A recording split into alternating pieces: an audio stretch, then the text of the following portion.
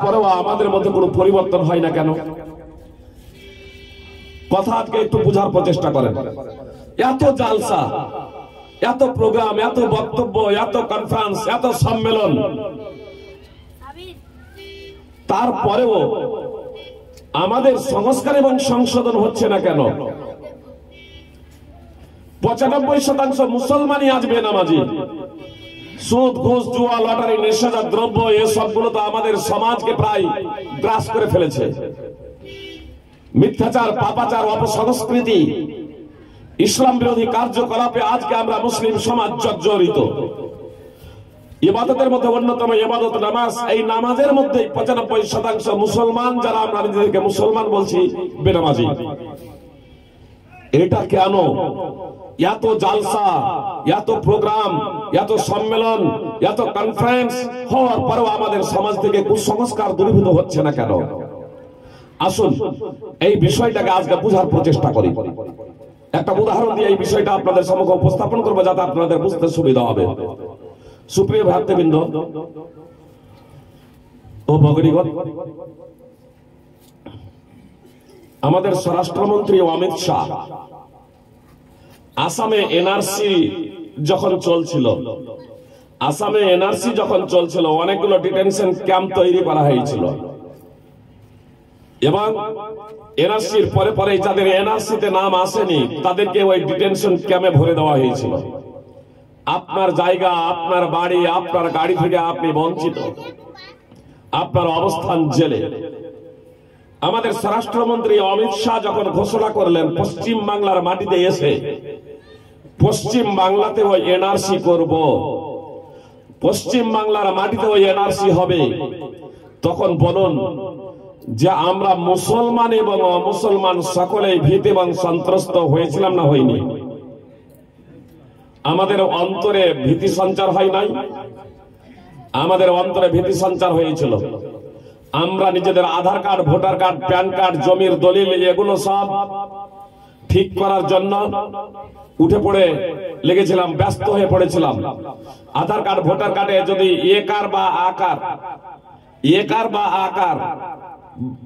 বা রস্য বা দুর্গহুর জায়গাতেও যদি সামান্য পার্থক্য ছিল, বা এর জায়গাতে ও বা ইউ, এর জায়গাতে এ বা ইউ, এই ধরনের বর্ণের অক্ষরের পার্থক্যের কারণে আমরা নিজেদের নামের সংস্কার সংশোধন করেছি, নিজের পরিবারের নামের সংস্কার সংশোধন করেছি। Aadhaar card, voter card, PAN card আমরা ঠিক করেছিলাম। আমাদের স্বরাষ্ট্রমন্ত্রী আমাদের মতোই একটা মানুষ, তার একটা কথাতে যদি আমাদের অন্তরে এতটা ভয়, ভীতি সঞ্চার হয়, সুপ্রিয় ভ্রাতৃবৃন্দ, তাহলে মহান আল্লাহ তাআলার কথা শুনে আমাদের কতটা ভয় করা উচিত ছিল? অমিত শাহর কথায় আমাদের ভয়টা হলো কেন? বিভিন্ন সময় তো বিভিন্ন কথা বলেন, আমাদের প্রধানমন্ত্রীও বলেন, প্রত্যেকেই আমরা কথা বলি, কিন্তু আমাদের স্বরাষ্ট্রমন্ত্রীর কথাতে এতটা আমাদের অন্তরে ভীতি সঞ্চার হয়েছিল কেন? এনআরসিতে যদি আমরা নিজেদের তথ্য প্রমাণ দিয়ে প্রমাণ করতে না পারি, নিজেদের ডকুমেন্টস দিয়ে, দলিল প্রমাণ দিয়ে যদি আমরা প্রমাণ করতে না পারি যে আমি ভারতীয়, তাহলে আমার স্থানটা হবে জেলে, ডিটেনশন ক্যাম্পে। আমার বাড়ি গাড়ি সবগুলো তারা নিয়ে নেবে, যে আমার জমি জায়গা সব তারা নিয়ে নেবে। এজন্য আমরা ভীত এবং সন্ত্রস্ত ছিলাম, আমার সন্তান সন্ততি এবং আমার পরিবারের কি হবে, এই ভেবে আমরা বিচলিত ছিলাম এবং আমাদের অন্তরে প্রকম্পন সৃষ্টি হয়েছিল, তাই না? আচ্ছা বলুন, আমাদের স্বরাষ্ট্রমন্ত্রী যখন এই কথাটা যখন বলেছিলেন, তখন যারা এই ভারতের মাটিতে বা পশ্চিম বাংলার মাটিতে পাগল ছিল, তাদেরকে কোনো প্রতিক্রিয়া সৃষ্টি হয়েছিল? তাদের অন্তরে ভয় ধরেছিল? তাহলে যারা পাগল তাদের অন্তরে ভয় ধরেনি? তাদের প্রতিক্রিয়া সৃষ্টি হয় নাই? যারা শিশু ছিল, অবুঝ, কচি কাঁচা যারা ছিল, তাদেরও কোনো ভয় ভীতি ছিল না? কি বলছেন?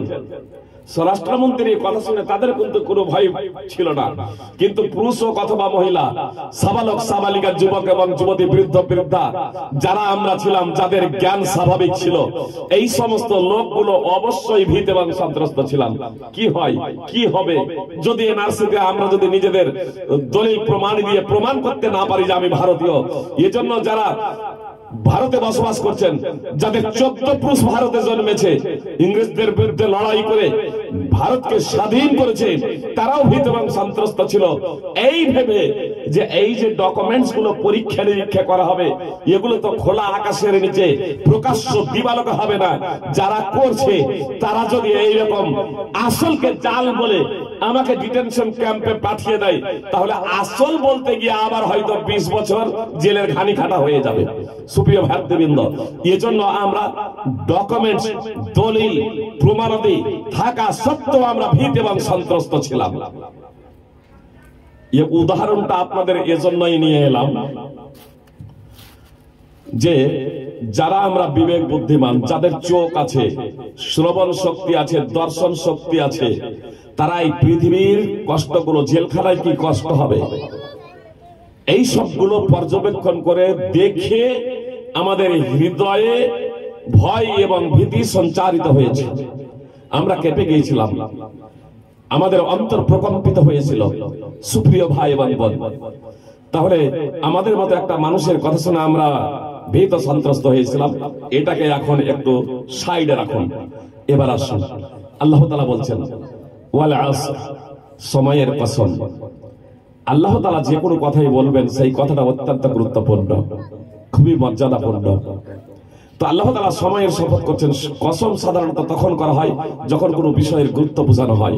তো আল্লাহ তাআলা গুরুত্ব বোঝাতে গিয়ে সময়ের শপথ করছেন, কালের শপথ করছেন, তারপরে বলছেন ইন্নাল ইনসানা লাফি খুসর, নিশ্চয় সকল মানুষই ক্ষতির মধ্যে রয়েছে, নিশ্চয় সমস্ত মানুষই ক্ষতিগ্রস্ত। আল্লাহ তাআলা একটা কসম খেলেন, দ্বিতীয়ত দুটো তাগিদের শব্দ নিয়ে এসেছেন। একটা ইন্না হারফে মুসাব্বাবিল ফেল, তাগিদের শব্দ, অপরিহার্যতার জন্য, আবশ্যকতার জন্য এই শব্দটি ব্যবহার হয়। দ্বিতীয় লাম তাগিদ, এটাও দৃঢ়তা, আবশ্যকতার জন্য ব্যবহৃত হয়।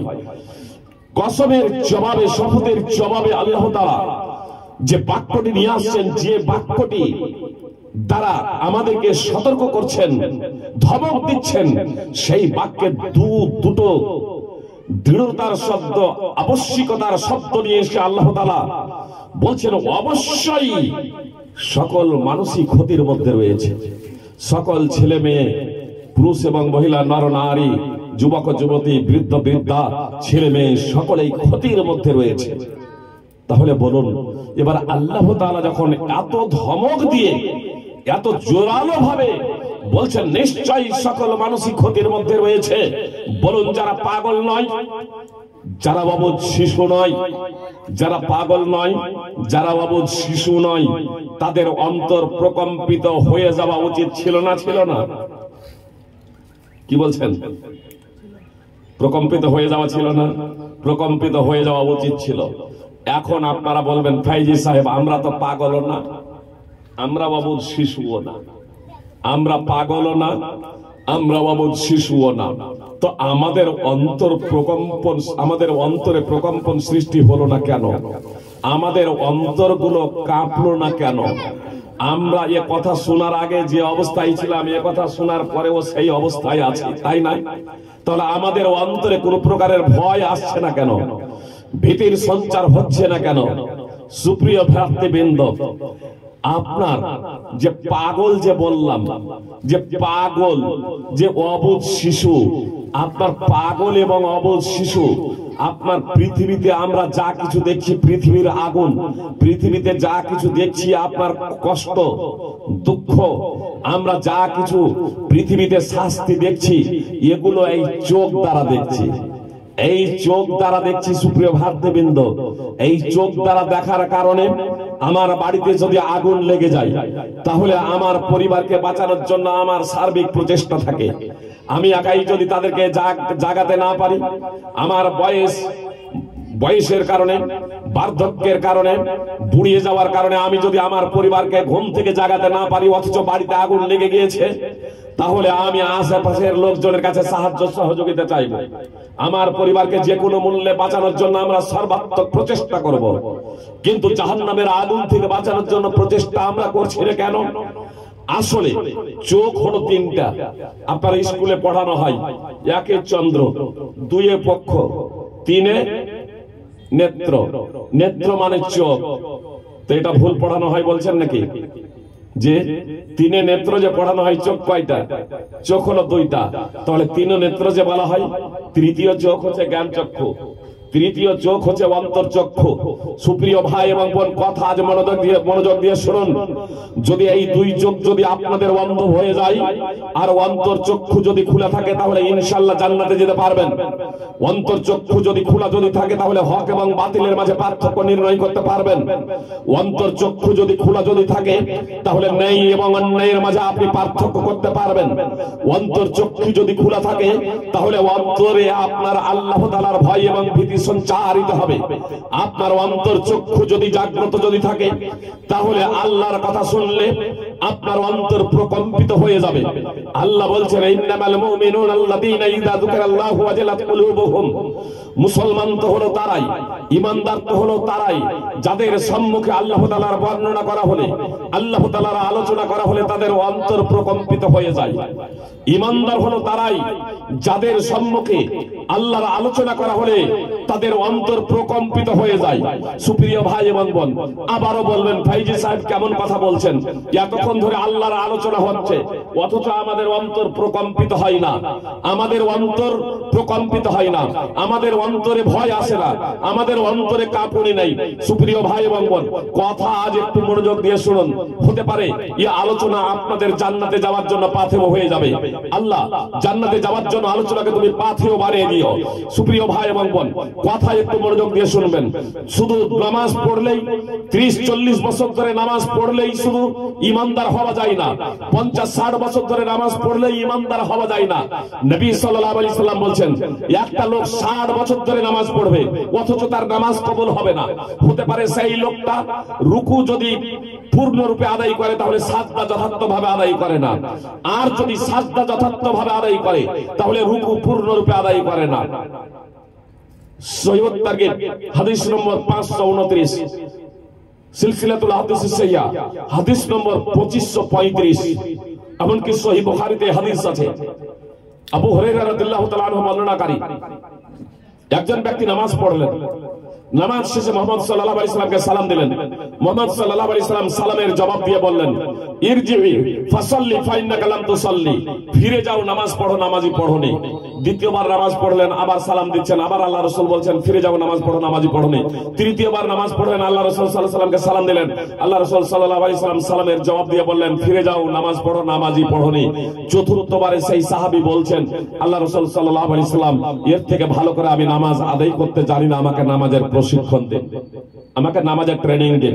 সহিহ বুখারী হাদিস নম্বর 757, সহিহ মুসলিম হাদিস নম্বর 397, আবু দাউদ, তিরমিজি, নাসাই বিভিন্ন হাদিস গ্রন্থে এই হাদিস রয়েছে। সুপ্রিয় ভ্রাতৃবৃন্দ, তো শুধু আমাদের নামাজ পড়লেই হবে না, আমাদের রোজা রাখলেই হবে না, আমাদের হজ এবং উমরা করলেই হবে না।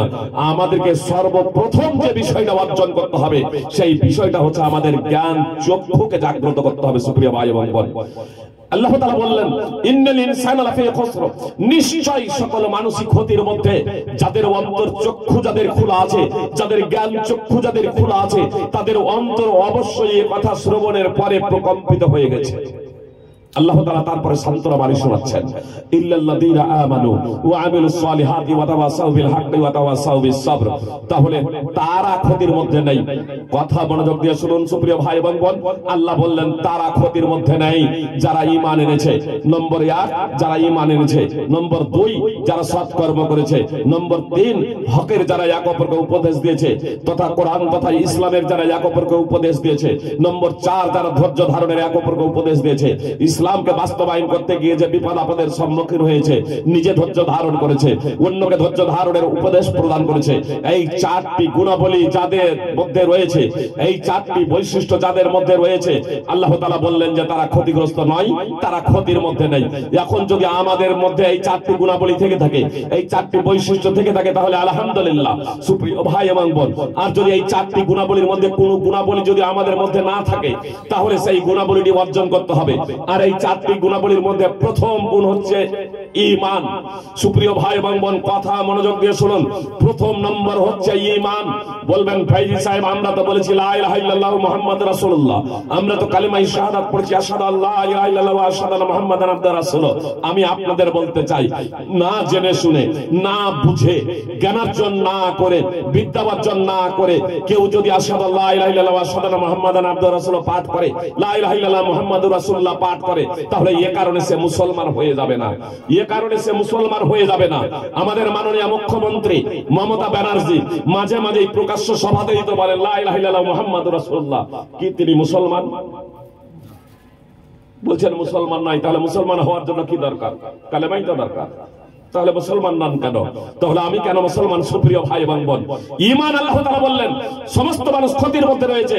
তাহলে তারা নয়, যাদের মধ্যে চারটি বৈশিষ্ট্য আছে, তার মধ্যে প্রথম যে বৈশিষ্ট্য বললেন ঈমান। এই ঈমান ততক্ষণ পর্যন্ত অর্জিত হতে পারে না যতক্ষণ পর্যন্ত আপনি জ্ঞান অর্জন না করবেন। সুতরাং হাফেজ ইমাদউদ্দিন ইবনে কাসির, পবিত্র কোরআনের বহু তাফসীর রয়েছে, সবথেকে বিখ্যাত তাফসীর এবং গ্রহণযোগ্য তাফসীর হিসেবে বিবেচিত আপনার তাফসীর ইবনে কাসির। হাফেজ ইমাদউদ্দিন ইবনে কাসির রাহিমাহুল্লাহ, এই তাফসীর ইবনে কাসির হাফেজ ইমাদউদ্দিন ইবনে কাসির রাহিমাহুল্লাহ বলছেন, লা ইয়াকুনুল ইলমু বিদুনিল ইলম, লা ইয়াকুনুল ঈমানু বিদুনিল ইলম। ঈমান অর্জিত হতে পারে না জ্ঞান ছাড়া। ঈমান অর্জন করতে পারেন না আপনি জ্ঞান ছাড়া। যতক্ষণ না বিদ্যা অর্জন করছেন, ততক্ষণ পর্যন্ত আপনি ঈমানদার হতে পারেন না। আমি আর আপনি তো মুসলমান ঘরে জন্মগ্রহণ করেছি সুপ্রিয় ভাই এবং বোন। কেনান এটা নবীর ঘরে জন্মগ্রহণ করেছিলেন। কেনান বলে যাকে আপনারা জানেন নূহ আলাইহিস সালামের একজন পুত্র।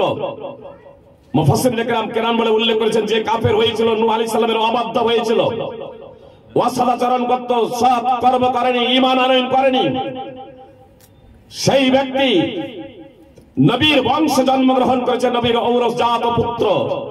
তারপরেও নূহ আলাইহিস সালাম তাকে রক্ষা করতে পারেননি, কিয়ামতেও পারবেন না, তাকে আল্লাহ তাআলার শাস্তি থেকে বাঁচাতে পারবেন না। সুপ্রিয় ভাই এবং বোন, সূরা হুদ 11 নম্বর সূরার 43 নম্বর আয়াত থেকে ধারাবাহিকভাবে কয়েকটি নম্বর অধ্যয়ন করুন।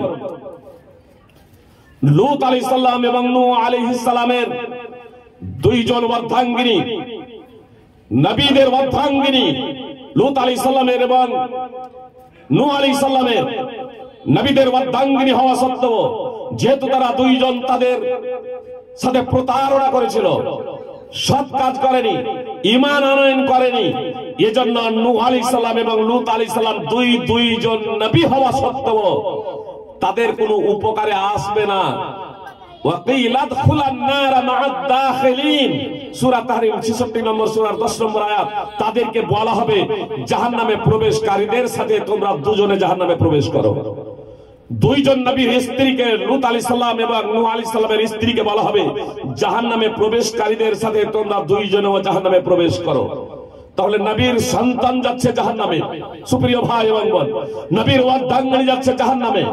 আকীদা এবং ঈমান সঠিক না হওয়ার কারণে সুপ্রিয় ভাই এবং বোন, স্বয়ং মুহাম্মদ সাল্লাল্লাহু আলাইহি সাল্লাম কে ছিলেন জানেন?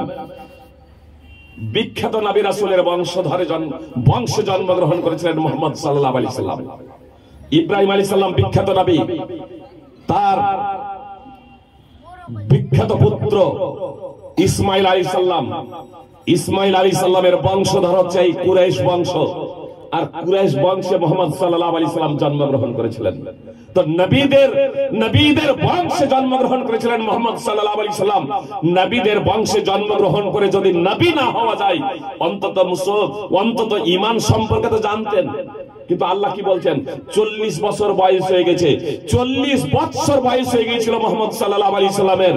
মুহাম্মদ সাল্লাল্লাহু আলাইহি সাল্লাম ঈমান কি জানতেন না? মুহাম্মদ সাল্লাল্লাহু আলাইহি সাল্লাম ঈমান কি জানতেন না? কিছু ব্যক্তি প্রচার করে মোহাম্মদ সাল্লাল্লাহু আলাইহি ওয়াসাল্লাম আলিমুল গায়ব ছিলেন। আলিমুল গায়ব তো দূরের কথা, মোহাম্মদ সাল্লাল্লাহু আলাইহি ওয়াসাল্লাম ঈমান কি এটাই জানতেন না। এটা আমি বলছি না, স্বয়ং আল্লাহ তাআলা পবিত্র কোরআনে বলেছেন, মা কুনতা তাদরি মাল কিতাব ওয়ালাল ঈমান। মোহাম্মদ সাল্লাল্লাহু আলাইহি ওয়াসাল্লাম তুমি তো ঈমান কি এবং কিতাব কি জানতেন না।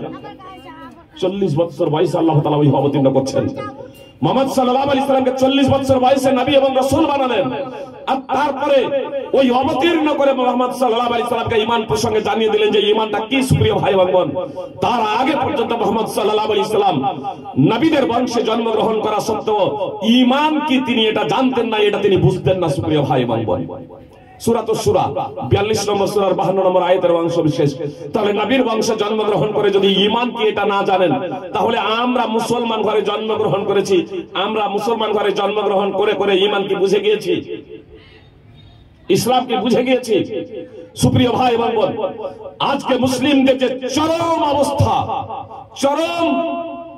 অবস্থা সমস্ত দিক দিয়ে এই মুসলিম সমাজে পারিবারিক জীবনে সার্বিকভাবে অশান্তি বিরাজ করছে। যদি এই ইসলাম এসেছে শান্তি প্রতিষ্ঠার জন্য, এর অন্যতম কারণ হলো যে আমরা ইসলাম সম্পর্কে অজ্ঞ, ইসলাম সম্পর্কে, ঈমান সম্পর্কে আমরা জানি না। আমি যে লা ইলাহা ইল্লাল্লাহ পড়বো, না জেনে শুনে যদি লা ইলাহা ইল্লাল্লাহ পড়ি তাহলে তো কোনো লাভ দেবে না। আমাকে জেনে শুনে লা ইলাহা ইল্লাল্লাহ পড়তে হবে। আনুসমানা ক্বালা ক্বালা রাসূলুল্লাহ সাল্লাল্লাহু আলাইহি ওয়াসাল্লাম মান মাতা ওয়া হুয়া ইয়ালামু আন্নাহু লা ইলাহা ইল্লাল্লাহ দাখালাল জান্নাহ। উসমান রাদিয়াল্লাহু তাআলা আনহু সূত্রে বর্ণিত, তিনি বলেন রাসূলুল্লাহ সাল্লাল্লাহু আলাইহি ওয়াসাল্লাম বলেছেন, যে ব্যক্তি এই অবস্থায় মৃত্যুবরণ করবে যে সে জানে আল্লাহ ছাড়া সত্য কোনো উপাস্য নেই, তাহলে সে জান্নাতে যাবে। সহিহ মুসলিম হাদিস নম্বর 26। তো আমাকে জানতে হবে আল্লাহ ছাড়া সত্য কোনো উপাস্য নেই। সুপ্রিয় ভাই এবং বোন, আমরা যদি জানি যে আল্লাহ ছাড়া সত্য কোনো উপাস্য নেই, আল্লাহ ছাড়া ইবাদতের যোগ্য আর কেউ নেই, তাহলে অন্যান্যদের জন্য কি ইবাদত করা হয়, অন্যান্য উপাস্য কি উপাসনা করা হয়? বলবেন যে ফাইজি সাহেব আমরা তো করি না। জি, আপনাদের বলি, লা ইলাহা ইল্লাল্লাহর যদি যথার্থ তাৎপর্য অবগত হতেন, ভাবার্থ সম্পর্কে বুঝতেন, তাহলে আপনি দ্ব্যর্থহীনভাবে ঘোষণা দিতেন ইসলাম ছাড়া পৃথিবীতে যত ধর্ম আছে সব ধর্ম বাতিল।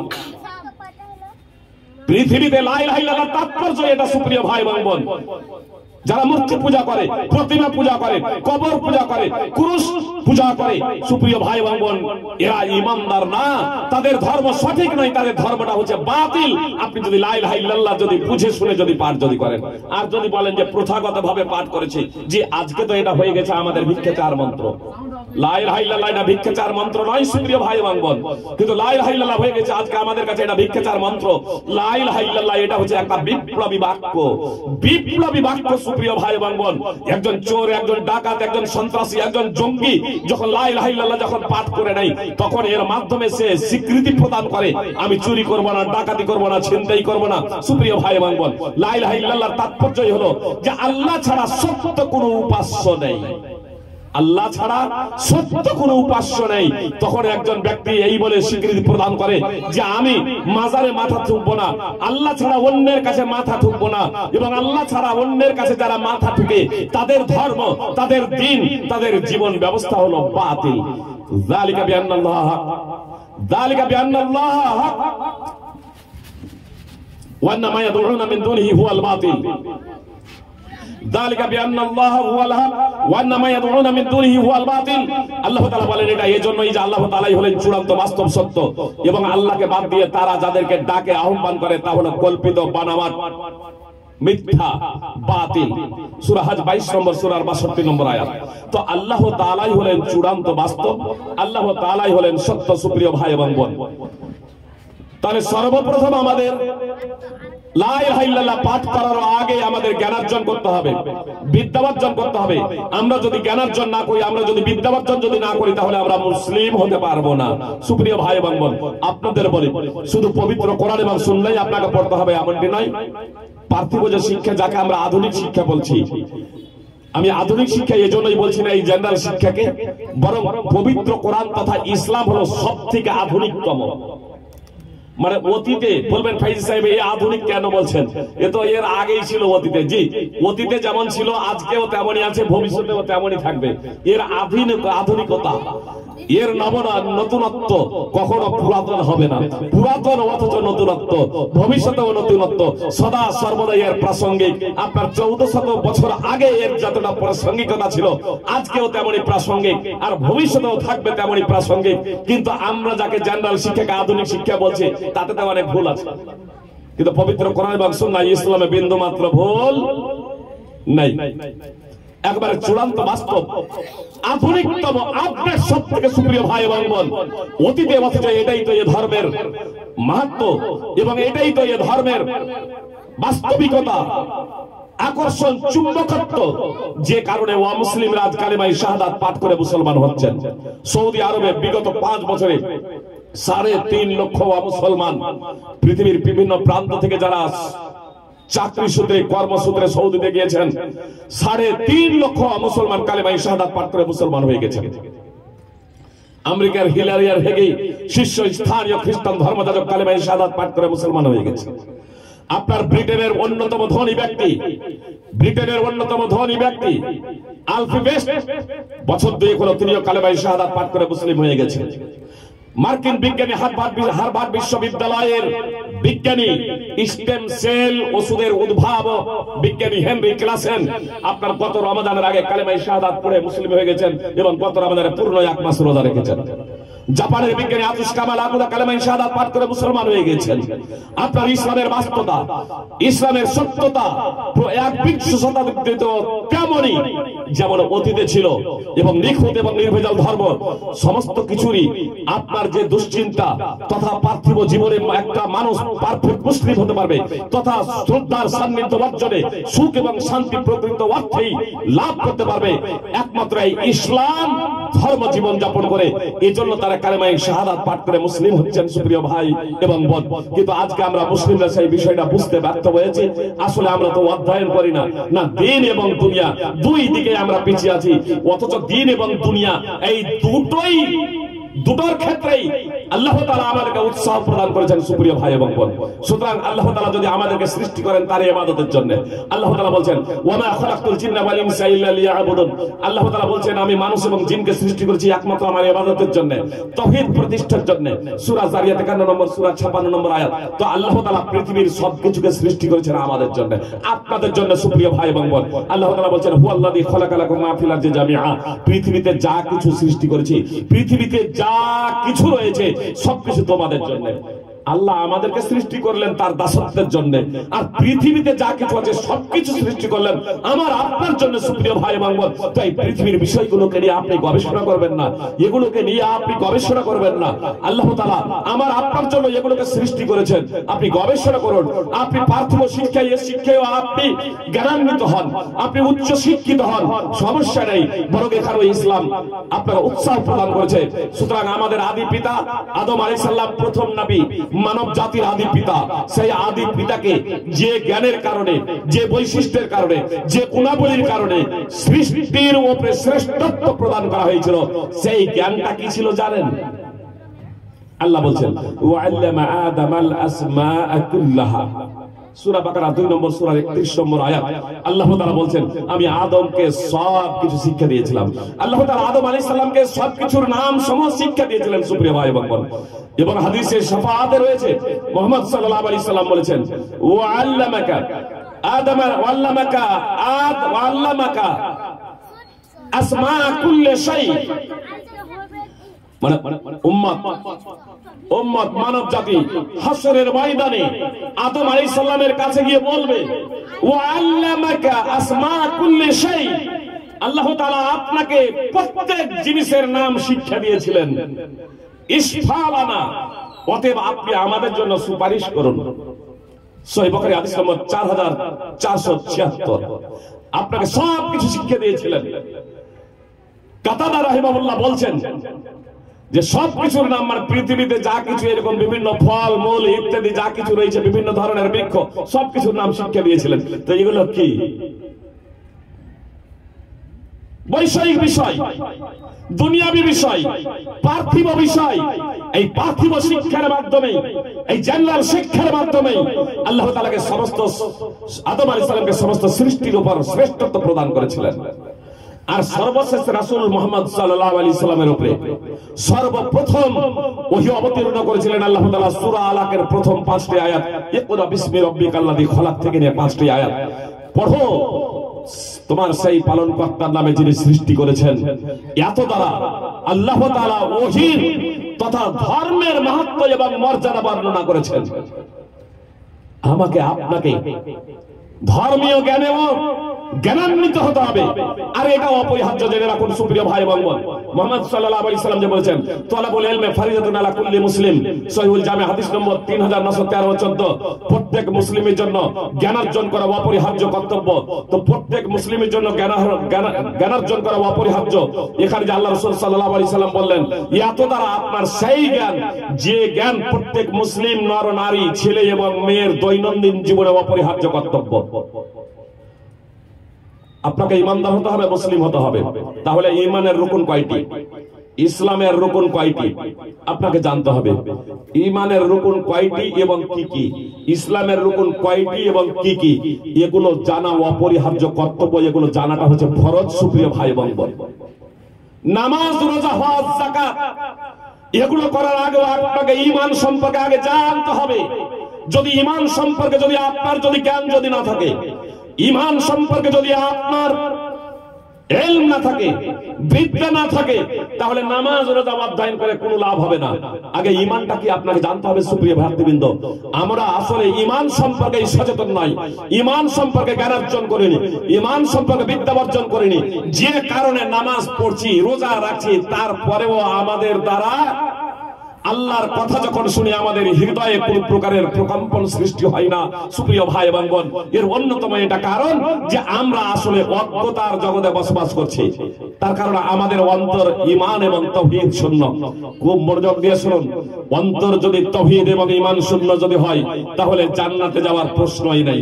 আমি আপনাদেরকে জাহান্নামী বানানোর জন্য আসি নাই, বরং এসেছি আপনাদের কাছে ভাইদের ডাকে আহ্বানে আপনারা কিভাবে জান্নাতে যাবেন সেই পথ নির্দেশনা দেওয়ার জন্য। কিভাবে জান্নাতে যাবেন সেই পথ নির্দেশনা দেওয়ার জন্য এসেছি সুপ্রিয় ভাই এবং বোন আপনাদের কাছে। কথাগুলো একটু মনোযোগ দিয়ে শুনুন, ইনশাআল্লাহ পথ নির্দেশনা পাবেন জান্নাতে যাওয়ার জন্য সুপ্রিয় ভাই এবং বোন। আমি আপনাদেরকে বললাম ধর্মীয় বিদ্যার মাহাত্ম্য এবং মর্যাদা আছে, দুনিয়াবী পার্থিব বিদ্যার মাহাত্ম্য এবং মর্যাদা আছে। সুতরাং যায়েদ বিন সাবিত রাদিয়াল্লাহু তাআলা আনহু বলছেন, নবী সাল্লাল্লাহু আলাইহি সাল্লাম আমাকে সুরিয়ানি ভাষা শিক্ষার নির্দেশ প্রদান করেছিলেন। সুরিয়ানি ভাষা, হিব্রু ভাষা। মুহাম্মদ সাল্লাল্লাহু আলাইহি সাল্লাম আরবের মাটিতে জন্মগ্রহণ করেছিলেন। মুহাম্মদ সাল্লাল্লাহু আলাইহি সাল্লামের মাতৃভাষা ছিল আরবি। যায়েদ বিন সাবিতকে নির্দেশ দিচ্ছেন, তুমি সুরিয়ানি হিব্রু ভাষাটা শিখে নাও। ইহুদিদের ভাষা ছিল হিব্রু, ইহুদিদের ভাষা ছিল সুরিয়ানি। যায়েদ বিন সাবিতকে নির্দেশ দিলেন। আর যায়েদ বিন সাবিত তিনি বলছেন যে অর্ধ মাস অতিক্রান্ত হয় নাই, আমি হিব্রু ভাষা শিখে নিলাম। অর্ধ মাস অতিক্রান্ত হয় নাই, আমি হিব্রু ভাষা শিখে নিলাম। সুতরাং মুহাম্মদ সাল্লাল্লাহু আলাইহি সাল্লাম যখন পত্র লিখতেন ইহুদিদের কাছে, তখন হিব্রু ভাষায় আমি সেটাকে করতাম। আর ইহুদিদের কাছ থেকে যখন পত্র যখন আসতো, তখন মুহাম্মদ সাল্লাল্লাহু আলাইহি সাল্লামকে ট্রান্সলেট করে অনুবাদ করে শোনাতাম। অর্ধ মাস অতিক্রান্ত হয় নাই, হিব্রু ভাষা শিখে নিয়েছিলেন যায়েদ বিন সাবিত। সুনানে তিরমিজি হাদিস নম্বর 2715, সহিহ মুসলিম সহিহ বুখারী হাদিস নম্বর 7195, সুনানে আবি দাউদ হাদিস নম্বর 3645। সুপ্রিয় ভাতৃবৃন্দ, তাহলে আমাদেরকে পার্থিব ভাষা, পার্থিব শিক্ষাও শিখতে হবে, ধর্মীয় শিক্ষাও শিখতে হবে। আলহামদুলিল্লাহ, আজকে যে প্রতিষ্ঠানের পক্ষ থেকে আমরা এখানে আলোচক বা শ্রোতা হিসেবে উপস্থিত হয়েছি, আমি অবগত হলাম এই দুটি শিক্ষা রয়েছে, জেনারেল শিক্ষাও রয়েছে, সাথে সাথে ইসলামিক শিক্ষাও রয়েছে। সুপ্রিয় ভাই এবং বোন, এই সব এলাকাতে আমি মনে করি শুধু এই একটা প্রতিষ্ঠান বলে নয়, আপনার সমস্ত প্রতিষ্ঠানে আপনার ইসলামী শিক্ষার সাথে সাথে মাতৃভাষা অন্তত শিক্ষা দিতেই হবে, যাতে ইসলামকে মাতৃভাষায় বুঝতে সক্ষম হয় আমাদের ছেলে মেয়েরা। ইসলামকে যাতে মাতৃভাষায় বুঝতে সক্ষম হয়। দুঃখজনক হলো চরম সত্য, শুধু একটা কথা বলি আপনাদের, আল ঈমান মিশন মুর্শিদাবাদে একটা প্রতিষ্ঠান আছে, আল ঈমান মিশন। তাই আল ঈমান মিশনে ইসমাইল মাদানী হাফেজাহুল্লাহ এবং আমি এই দুজনে ছিলাম ইন্টারভিউয়ে পরীক্ষক হিসেবে। প্রায় 40 জন আলেম উপস্থিত হয়েছিলেন আরবিক শিক্ষকের জন্য, আরবিক পদের জন্য। 40 জন আলেম, 4-5 জন আলেম ছাড়া বাকি সমস্ত আলিমি তৌহিদ কি, তৌহিদ কাকে বলে, তৌহিদ কয় প্রকার, তৌহিদের শ্রেণী বিভাগ কি কি কারণে ঈমান বিনষ্ট হয়ে যায়, ইসলাম বিনষ্ট হয়ে যায়, এই বিষয়ে একেবারে জিরো। আশ্চর্য গিয়েছিলাম, মাদ্রাসায় 8 বছর 10 বছর 15 বছর ধরে পড়লে, সুপ্রিয় ভাই এবং বোন, আমি এটা মাদ্রাসার দুর্নাম বা বদনাম করছি না। মাদ্রাসার অবশ্যই প্রয়োজন আছে, মাদ্রাসার অবশ্যই প্রয়োজন আছে, কিন্তু সিলেবাস বর্তমানের পঠন পাঠনের একটু পরিবর্তন আমাদের দরকার। আলহামদুলিল্লাহ কিশোরগঞ্জ মাহাদ আছে, বুড়িয়ান আছে, এই সব প্রতিষ্ঠানে খুব ভালো পড়াশোনা হচ্ছে, ভালো পড়াশোনা। অন্যান্য প্রতিষ্ঠানও থাকতে পারে, আরো অনেক যেখানে ভালো পড়াশোনা হচ্ছে। আমার বলার লক্ষ্য এবং উদ্দেশ্য হলো, একজন আলেম যদি আরবি সম্পর্কে পারদর্শী হয়ে যান, তিনি বাঙালি অথচ বাংলা জানেন না, তাহলে জাতিকে কি দিবেন, জাতিকে কি বুঝাবেন? সুপ্রিয় ভাই এবং বোন, আল্লাহ তাআলা বলছেন, ওয়া মা আরসালনা মির রাসূলিন ইল্লা বিলিসানি কাওমিহি লিয়ুবায়্যিনা লাহুম। আমি যখনই কোন রাসূল প্রেরণ করেছি, তখন আমি তার জাতির ভাষাতে প্রেরণ করেছি, যাতে জাতির সম্মুখে তিনি স্পষ্টভাবে বর্ণনা দিতে পারেন। সূরা ইব্রাহিম 14 নম্বর সূরার 4 নম্বর আয়াত। সুপ্রিয় ভাতৃবৃন্দ, আল্লাহ তাআলা পবিত্র কোরআনকে আরবিতে অবতীর্ণ এজন্যই করেছেন যে মুহাম্মদ সাল্লাল্লাহু আলাইহি সাল্লামকে প্রেরণ করেছিলেন আরবের মাটিতে, আরবের ভাষা ছিল আরবি, এজন্য আল্লাহ পবিত্র কোরআন অবতীর্ণ করলেন আরবিতে। মুহাম্মদ সাল্লাল্লাহু আলাইহি সাল্লাম যদি পশ্চিম বাংলার মাটিতে আসতেন, আল্লাহ তাআলা যদি পশ্চিম বাংলার মাটিতে মুহাম্মদ সাল্লাল্লাহু আলাইহি সাল্লামকে প্রেরণ করতেন, তখন কি আর পবিত্র কোরআন আরবিতে হতো? কখনো না। এজন্য আপনার তাওরাত এবং ইনজিল, অন্যান্য আসমানি যে সমস্ত গ্রন্থ ছিল, সমস্ত গ্রন্থ যে আল্লাহ তাআলা আরবিতে অবতীর্ণ করেছেন এমনটি না। আপনার জাতির ভাষাতে, যে জাতির কাছে নবী রাসূল প্রেরণ করেছেন, সেই জাতির মাতৃভাষাতে আল্লাহ তাআলা ওহী অবতীর্ণ করেছেন। সুপ্রিয় ভাতৃবৃন্দ, এটা আমাদেরকে বুঝতে হবে। এটা পবিত্র কোরআন এবং সুন্নাহর নির্যাস।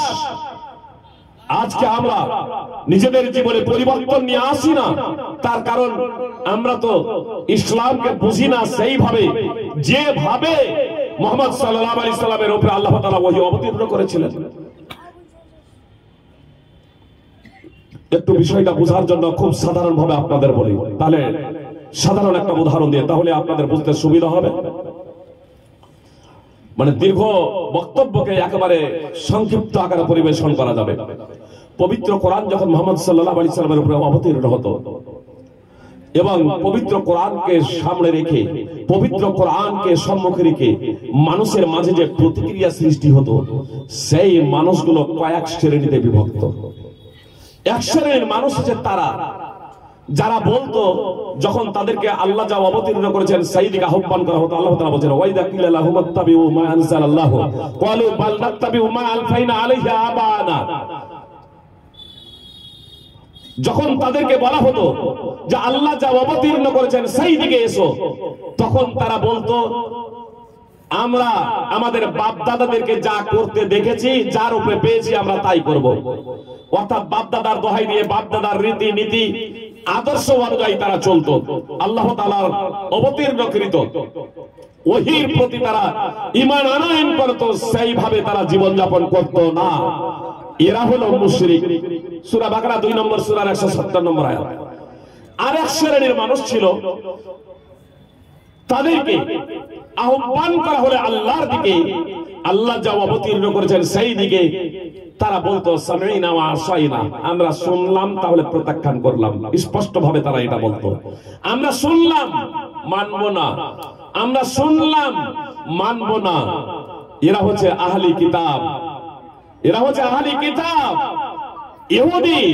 সুপ্রিয় ভাতৃবৃন্দ, আর এক শ্রেণীর মানুষ ছিল যারা ঈমান নিয়ে আসতো, যারা কালেমায়ে শাহাদাত পড়েছিল, যারা কালেমায়ে শাহাদাত পড়েছিল, ইসলামের সমস্ত বিষয়কে তারা প্রত্যাখ্যান করে নাই, বরং ইসলামের কোন বিষয়কে তারা কোন বিষয়কে এড়িয়ে চলতো। মুখে বলতো না যে আমরা মানব না, কিন্তু তারা নিজেদের জীবনে বাস্তবায়ন করতো না। সুপ্রিয় ভাই এবং বোন, এরা হচ্ছে মুনাফিক, এরা হচ্ছে মুনাফিক। আল্লাহ তাআলা বলছেন ওয়া ইয়াকুলুনা আমানা বিল্লাহি ওয়া বিরাসূলিহি ওয়া আতা'না সুম্মা ইয়াতাওয়াল্লা ফারিকুম মিনহুম মিন বা'দি যালিকা ওয়া মা উলাইকা বিল মুমিনিন। আল্লাহ বলছেন তারা বলে আমরা আল্লাহর প্রতি ঈমান আনলাম এবং রাসূলের প্রতি ঈমান আনলাম, আমরা আনুগত্য করব, আমরা মেনে চলবো। আল্লাহ বলছেন অতঃপর তাদের মধ্য হইতে একটি দল মুখ ফিরিয়ে নিত, বিমুখ হয়ে যেত। ওয়া মা উলাইকা বিল মুমিনিন, আল্লাহ তাআলা বলছেন তারা ঈমানদার নয়, তারা মুসলমান নয়। কথা একটু মনোযোগ দিয়ে শুনুন সুপ্রিয় ভাই এবং বোন। যেখানে বলছে যে আমরা আল্লাহর প্রতি ঈমান নিয়ে এলাম, নবী সাল্লাল্লাহু আলাইহি সাল্লামের প্রতি ঈমান নিয়ে এলাম, আনুগত্য করব, বলছে আমরা আল্লাহর প্রতি ঈমান নিয়ে এলাম, রাসূল সাল্লাল্লাহু আলাইহি সাল্লামের প্রতি ঈমান নিয়ে এলাম, আমরা আনুগত্য করব, আমরা মেনে চলব। আল্লাহ বলছেন যে তাদের মধ্য হইতে কিছু লোক মুখ ফিরিয়ে নেয়, প্রত্যাখ্যান করছে, মানব না যেমন বলছে এমনটি না, অস্বীকার করছে ডাইরেক্ট যে আমরা মানব না, অনুসরণ করব না এমনটি না। আল্লাহর উপরে ঈমানও নিয়ে এসেছে, আল্লাহর উপরে ঈমানও নিয়ে এসেছে, তার রাসূল সাল্লাল্লাহু আলাইহি সাল্লামের উপরে ঈমান নিয়ে এসেছে, সাথে সাথে বলছে আমরা মেনে চলবো। আল্লাহ বলছেন তারপরে একটি দল মুখ ফিরিয়ে নেয়, মানে সেই অনুযায়ী জীবন যাপন করে না। যেটা ঘোষণা দিয়েছিল যে আমরা আনুগত্য করব, আমরা মুসলিম হলাম, কালেমায়ে শাহাদাত পড়লো এবং তারা বলল কালেমায়ে শাহাদাত পড়ে আমরা ঈমান অনুযায়ী ইসলাম অনুযায়ী চলবো, কিন্তু ইসলাম অনুযায়ী চলে না। সার্বিকভাবে যে ইসলামকে প্রত্যাখ্যান করেছে এমনটি নয়। তারপরে আল্লাহ তাআলা বলছেন এরা মুমিন নয়, এরা ঈমানদার নয়।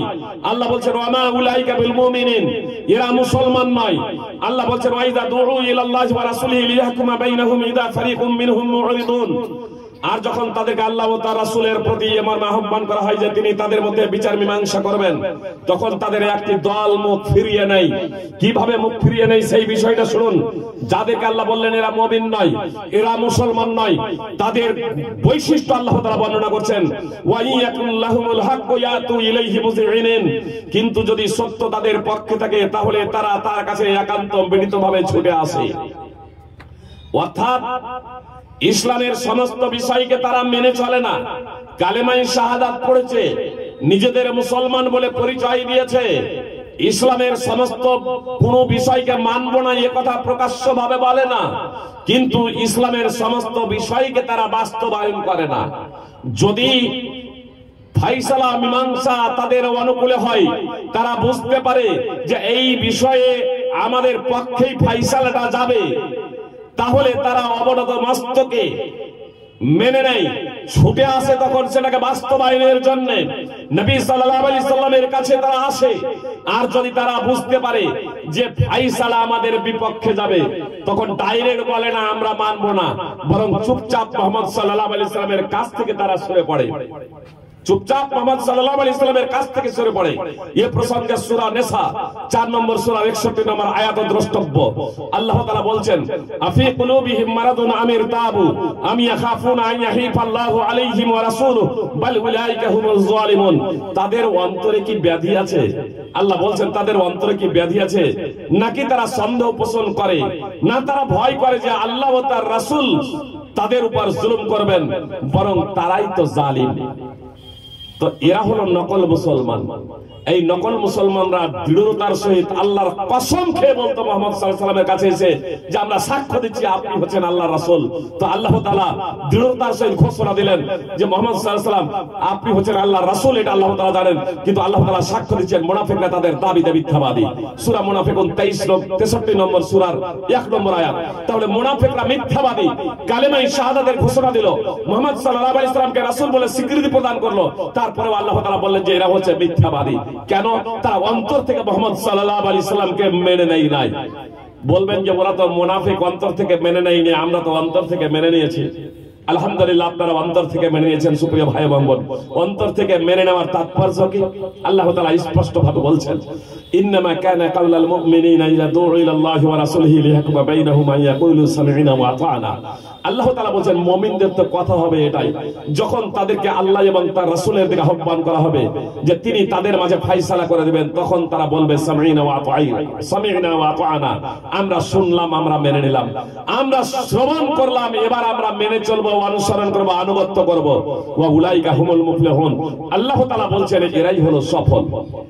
সূরা নূর 24 নম্বর সূরা 47 থেকে 51 নম্বর আয়াত তাফসীর সহ দ্রষ্টব্য। সুপ্রিয় ভাতৃবৃন্দ, এত দ্বারা স্পষ্ট হয়ে গেল যে আল্লাহ তাআলা পবিত্র কোরআনে মুহাম্মদ সাল্লাল্লাহু আলাইহি সাল্লামের উপরে যখন আয়াতগুলো অবতীর্ণ করেন, তখন মানুষ ওই সময় যারা ছিল কয়েকটা শ্রেণীতে বিভক্ত ছিল। এক শ্রেণীর মানুষ বাপদাদার দোহাই দিত, এক শ্রেণীর মানুষ বাপদাদার রীতিনীতি নিয়েই ব্যস্ত থাকতো। আল্লাহ তাআলা তাদের প্রসঙ্গে বলেছেন যে এরা হচ্ছে মুশরিক। আর এক শ্রেণীর মানুষ ছিল যারা বলতো আমরা শুনলাম, মানতে পারবো না। এদের প্রসঙ্গে আল্লাহ তাআলা বলেছেন এরা আহলি কিতাব। তাহলে মুশরিকরা বাপদাদার দোহাই দিবে, আহলি কিতাবরা বলবে শুনবো, আমরা মানতে পারবো না। এই আহলে কিতাবদের মধ্যে এরা কাফেরও, যে মুশরিকদের মধ্যে এরা কাফেরও, শুনবো, মানতে পারবো না, অথবা বাপদাদাদের দোহাই দিবে। আর যারা নকল মুসলমান, তো এই নকল মুসলমানেরা বাপদাদার দোহাই দেয় না, আর মানবো না এ কথাও বলে না। ইসলামের যে বিধানগুলো তাদের মনোপুত হয় সেই সমস্ত বিধানগুলো তারা কিছু কিছু করে, আর তাদের মনোপুত না হলে, তাদের বিবেকের অনুকূলে না হলে সেগুলোকে তারা বাস্তবায়ন করে না। কিছু করে তবুও লোক দেখানো করে, আল্লাহ তাআলার ভয় করে না। সুপ্রিয় ভাই এবং বোন, মুনাফিক নিজেদেরকে মুসলিম পরিচয় দেওয়ার জন্য তারা জোহর আসর মাগরিবের নামাজ পড়তো, জোহর আসর মাগরিবের নামাজ পড়তো। যদি তারা ফাঁকি দিত, ইশা এবং ফজরের নামাজে ফাঁকি দিত। নবী সাল্লাল্লাহু আলাইহি সাল্লামের জীবদ্দশাতে এমন কোন মুনাফিক আপনি পাবেন না যে মুনাফিক অথচ 5 ওয়াক্তের বেনামাজি ছিল। কেন? মুনাফিক নকল মুসলমান অথচ 5 ওয়াক্তের বেনামাজি, এই ধরনের আপনি পাবেন না। তাহলে আজকে যারা আমরা 5 ওয়াক্তের বেনামাজি তারা কারা? মুহাম্মদ সাল্লাল্লাহু আলাইহি সাল্লামের জীবদ্দশাতে তো মুনাফিক যারা, তারাও 5 ওয়াক্তের বেনামাজি ছিল না নিজেদের মুসলিম পরিচয় দেওয়ার জন্য, মুসলিম পরিচয় দেওয়ার জন্য। এই প্রসঙ্গে অনেক হাদিস রয়েছে সুপ্রিয় ভাই এবং বোন, আমি শুধু একটা হাদিস পেশ করি। মিহজান রাদিয়াল্লাহু তাআলা আনহু সূত্রে বর্ণিত, তিনি বলেন আমি এবং আল্লাহ রাসূল সাল্লাল্লাহু আলাইহি সাল্লাম একটা সভাতে বসেছিলাম। আজান হলে রাসূল সাল্লাল্লাহু আলাইহি সাল্লাম নামাজ পড়তে চলে যান। নামাজ পড়ে এসে আমাকে দেখেন যেখানে বসেছিলাম সেই জায়গাতে আসি। তখন রাসূল সাল্লাল্লাহু আলাইহি সাল্লাম আমাকে বললেন, মা মানাকা আন তুসাল্লিয়া আলাস্তা বিরাজুলিন মুসলিম, তোমাকে নামাজ পড়তে বাধা কিসে দিল? তুমি কি মুসলমান পুরুষ নাও? তোমাকে নামাজে বাধা কিসে দিল? তুমি নামাজ পড়লে না কেন? তুমি কি মুসলমান পুরুষ নাও? আলাস্তা বিরাজুলিন মুসলিম, তুমি কি মুসলমান পুরুষ নাও? সুপ্রিয় ভাই এবং বোন, কথা মনোযোগ দিয়ে শুনুন। আলাস্তা বিরাজুলিন মুসলিম, রাজুল বলছেন, বিরাজুলিন মুসলিম, রাজুল শব্দটি ব্যবহার করছেন কেন করলেন? মা বোনদের উপর মাঝে মাঝে নামাজ মাপ, যে ঋতুর অবস্থায়, মাসিকের অবস্থায় তারা থাকতে পারেন, সেই অবস্থায় তাদের নামাজ মাপ। কচি কাঁচা শিশুদের উপর নামাজ ফরজ নয়, কিন্তু একজন সাবালক সুস্থ বিবেক বুদ্ধি সম্পন্ন ব্যক্তি, তার উপরে তো কোশ্চিন কালেও নামাজ মাপ নেই, সদা সর্বদা তার নামাজ অপরিহার্য। জি, আপনার পোশাকের দোহাই দিয়ে নামাজ ছাড়া যাবে না, আপনার অপবিত্রতার দোহাই দিয়ে নামাজ ছাড়া যাবে না, আপনাকে সর্ব অবস্থাতেই নামাজ পড়তে হবে। অবশ্যই পবিত্রতা অর্জন নামাজের জন্য শর্ত। আপনি এমন একটা জায়গায় আছেন যে আপনি অপবিত্র হয়ে গিয়েছেন, অথচ আপনার কাছে যে পোশাক আছে সেই পোশাক ছাড়া আর কোনো পোশাক নেই। আপনার কাছে আপনি এমন একটা জায়গায় আছেন যে আপনি যে গোসল করবেন সেই গোসল করার সুযোগও নেই।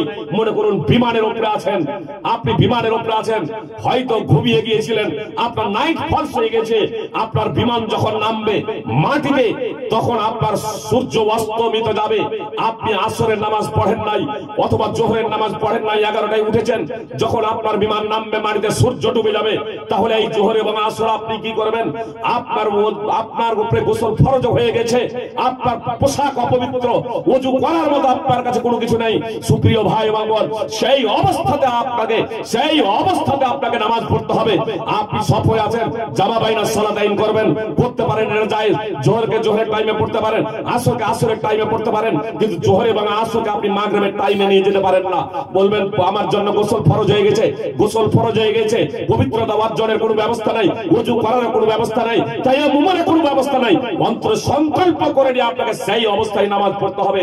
তবুও আপনার নামাজে কোনো প্রকারের শিথিলতা প্রদর্শন করা যাবে না, নামাজে কোনো প্রকারের ফাঁকি দেওয়া যাবে না। সুপ্রিয় ভাই এবং বোন, এজন্য মুনাফিকরা ও নামাজ পড়তো, তার কারণ তারা জানতো যদি নামাজ যদি না পড়ি তাহলে তো ধরা পড়ে যাবো যে আমরা নকল মুসলমান, আমরা মুসলমান না। নিজেদের মুসলিম পরিচয় দেওয়ার জন্যই মূলত তারা নামাজ পড়তো। অমাবস্যার অন্ধকারে যখন দেখা যেত না কে নামাজ পড়তে এসেছে আর আসেনি, তখন তারা নামাজ পড়তো না। আর আজকে আমরা মুসলমান, আজকে আমাদের মুসলমানদের অবস্থা যে আজান হচ্ছে, মসজিদের পাশে দাঁড়িয়ে দাঁড়িয়ে আমরা গল্প করছি, কোনো সমস্যাই নেই।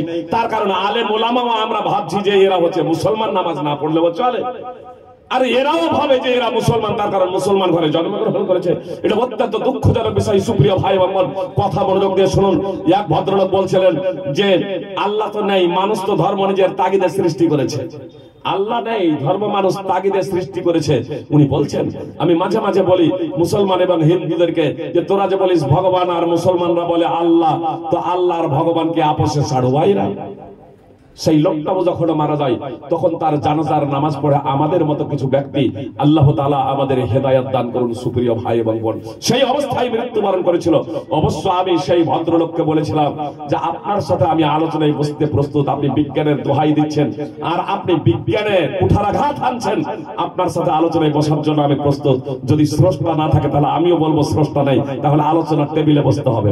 উনি বলছেন এটাই আমি বিশ্বাস করি, আপনি যেটা বিশ্বাস করেন সেটা করেন। আমি বলছি এটা তো বিজ্ঞানের কথা হলো না, বরং আমাদেরকে সঠিক জায়গাটা আমাদেরকে আসতে হবে, সমঝোতায় আসতে হবে, সঠিক বিষয়টাকে আমাদের মেনে নিতে হবে, জ্ঞানের ভিত্তিতে এটাকে আমাদের মেনে নিতে হবে। তা আসুন আলোচনায়।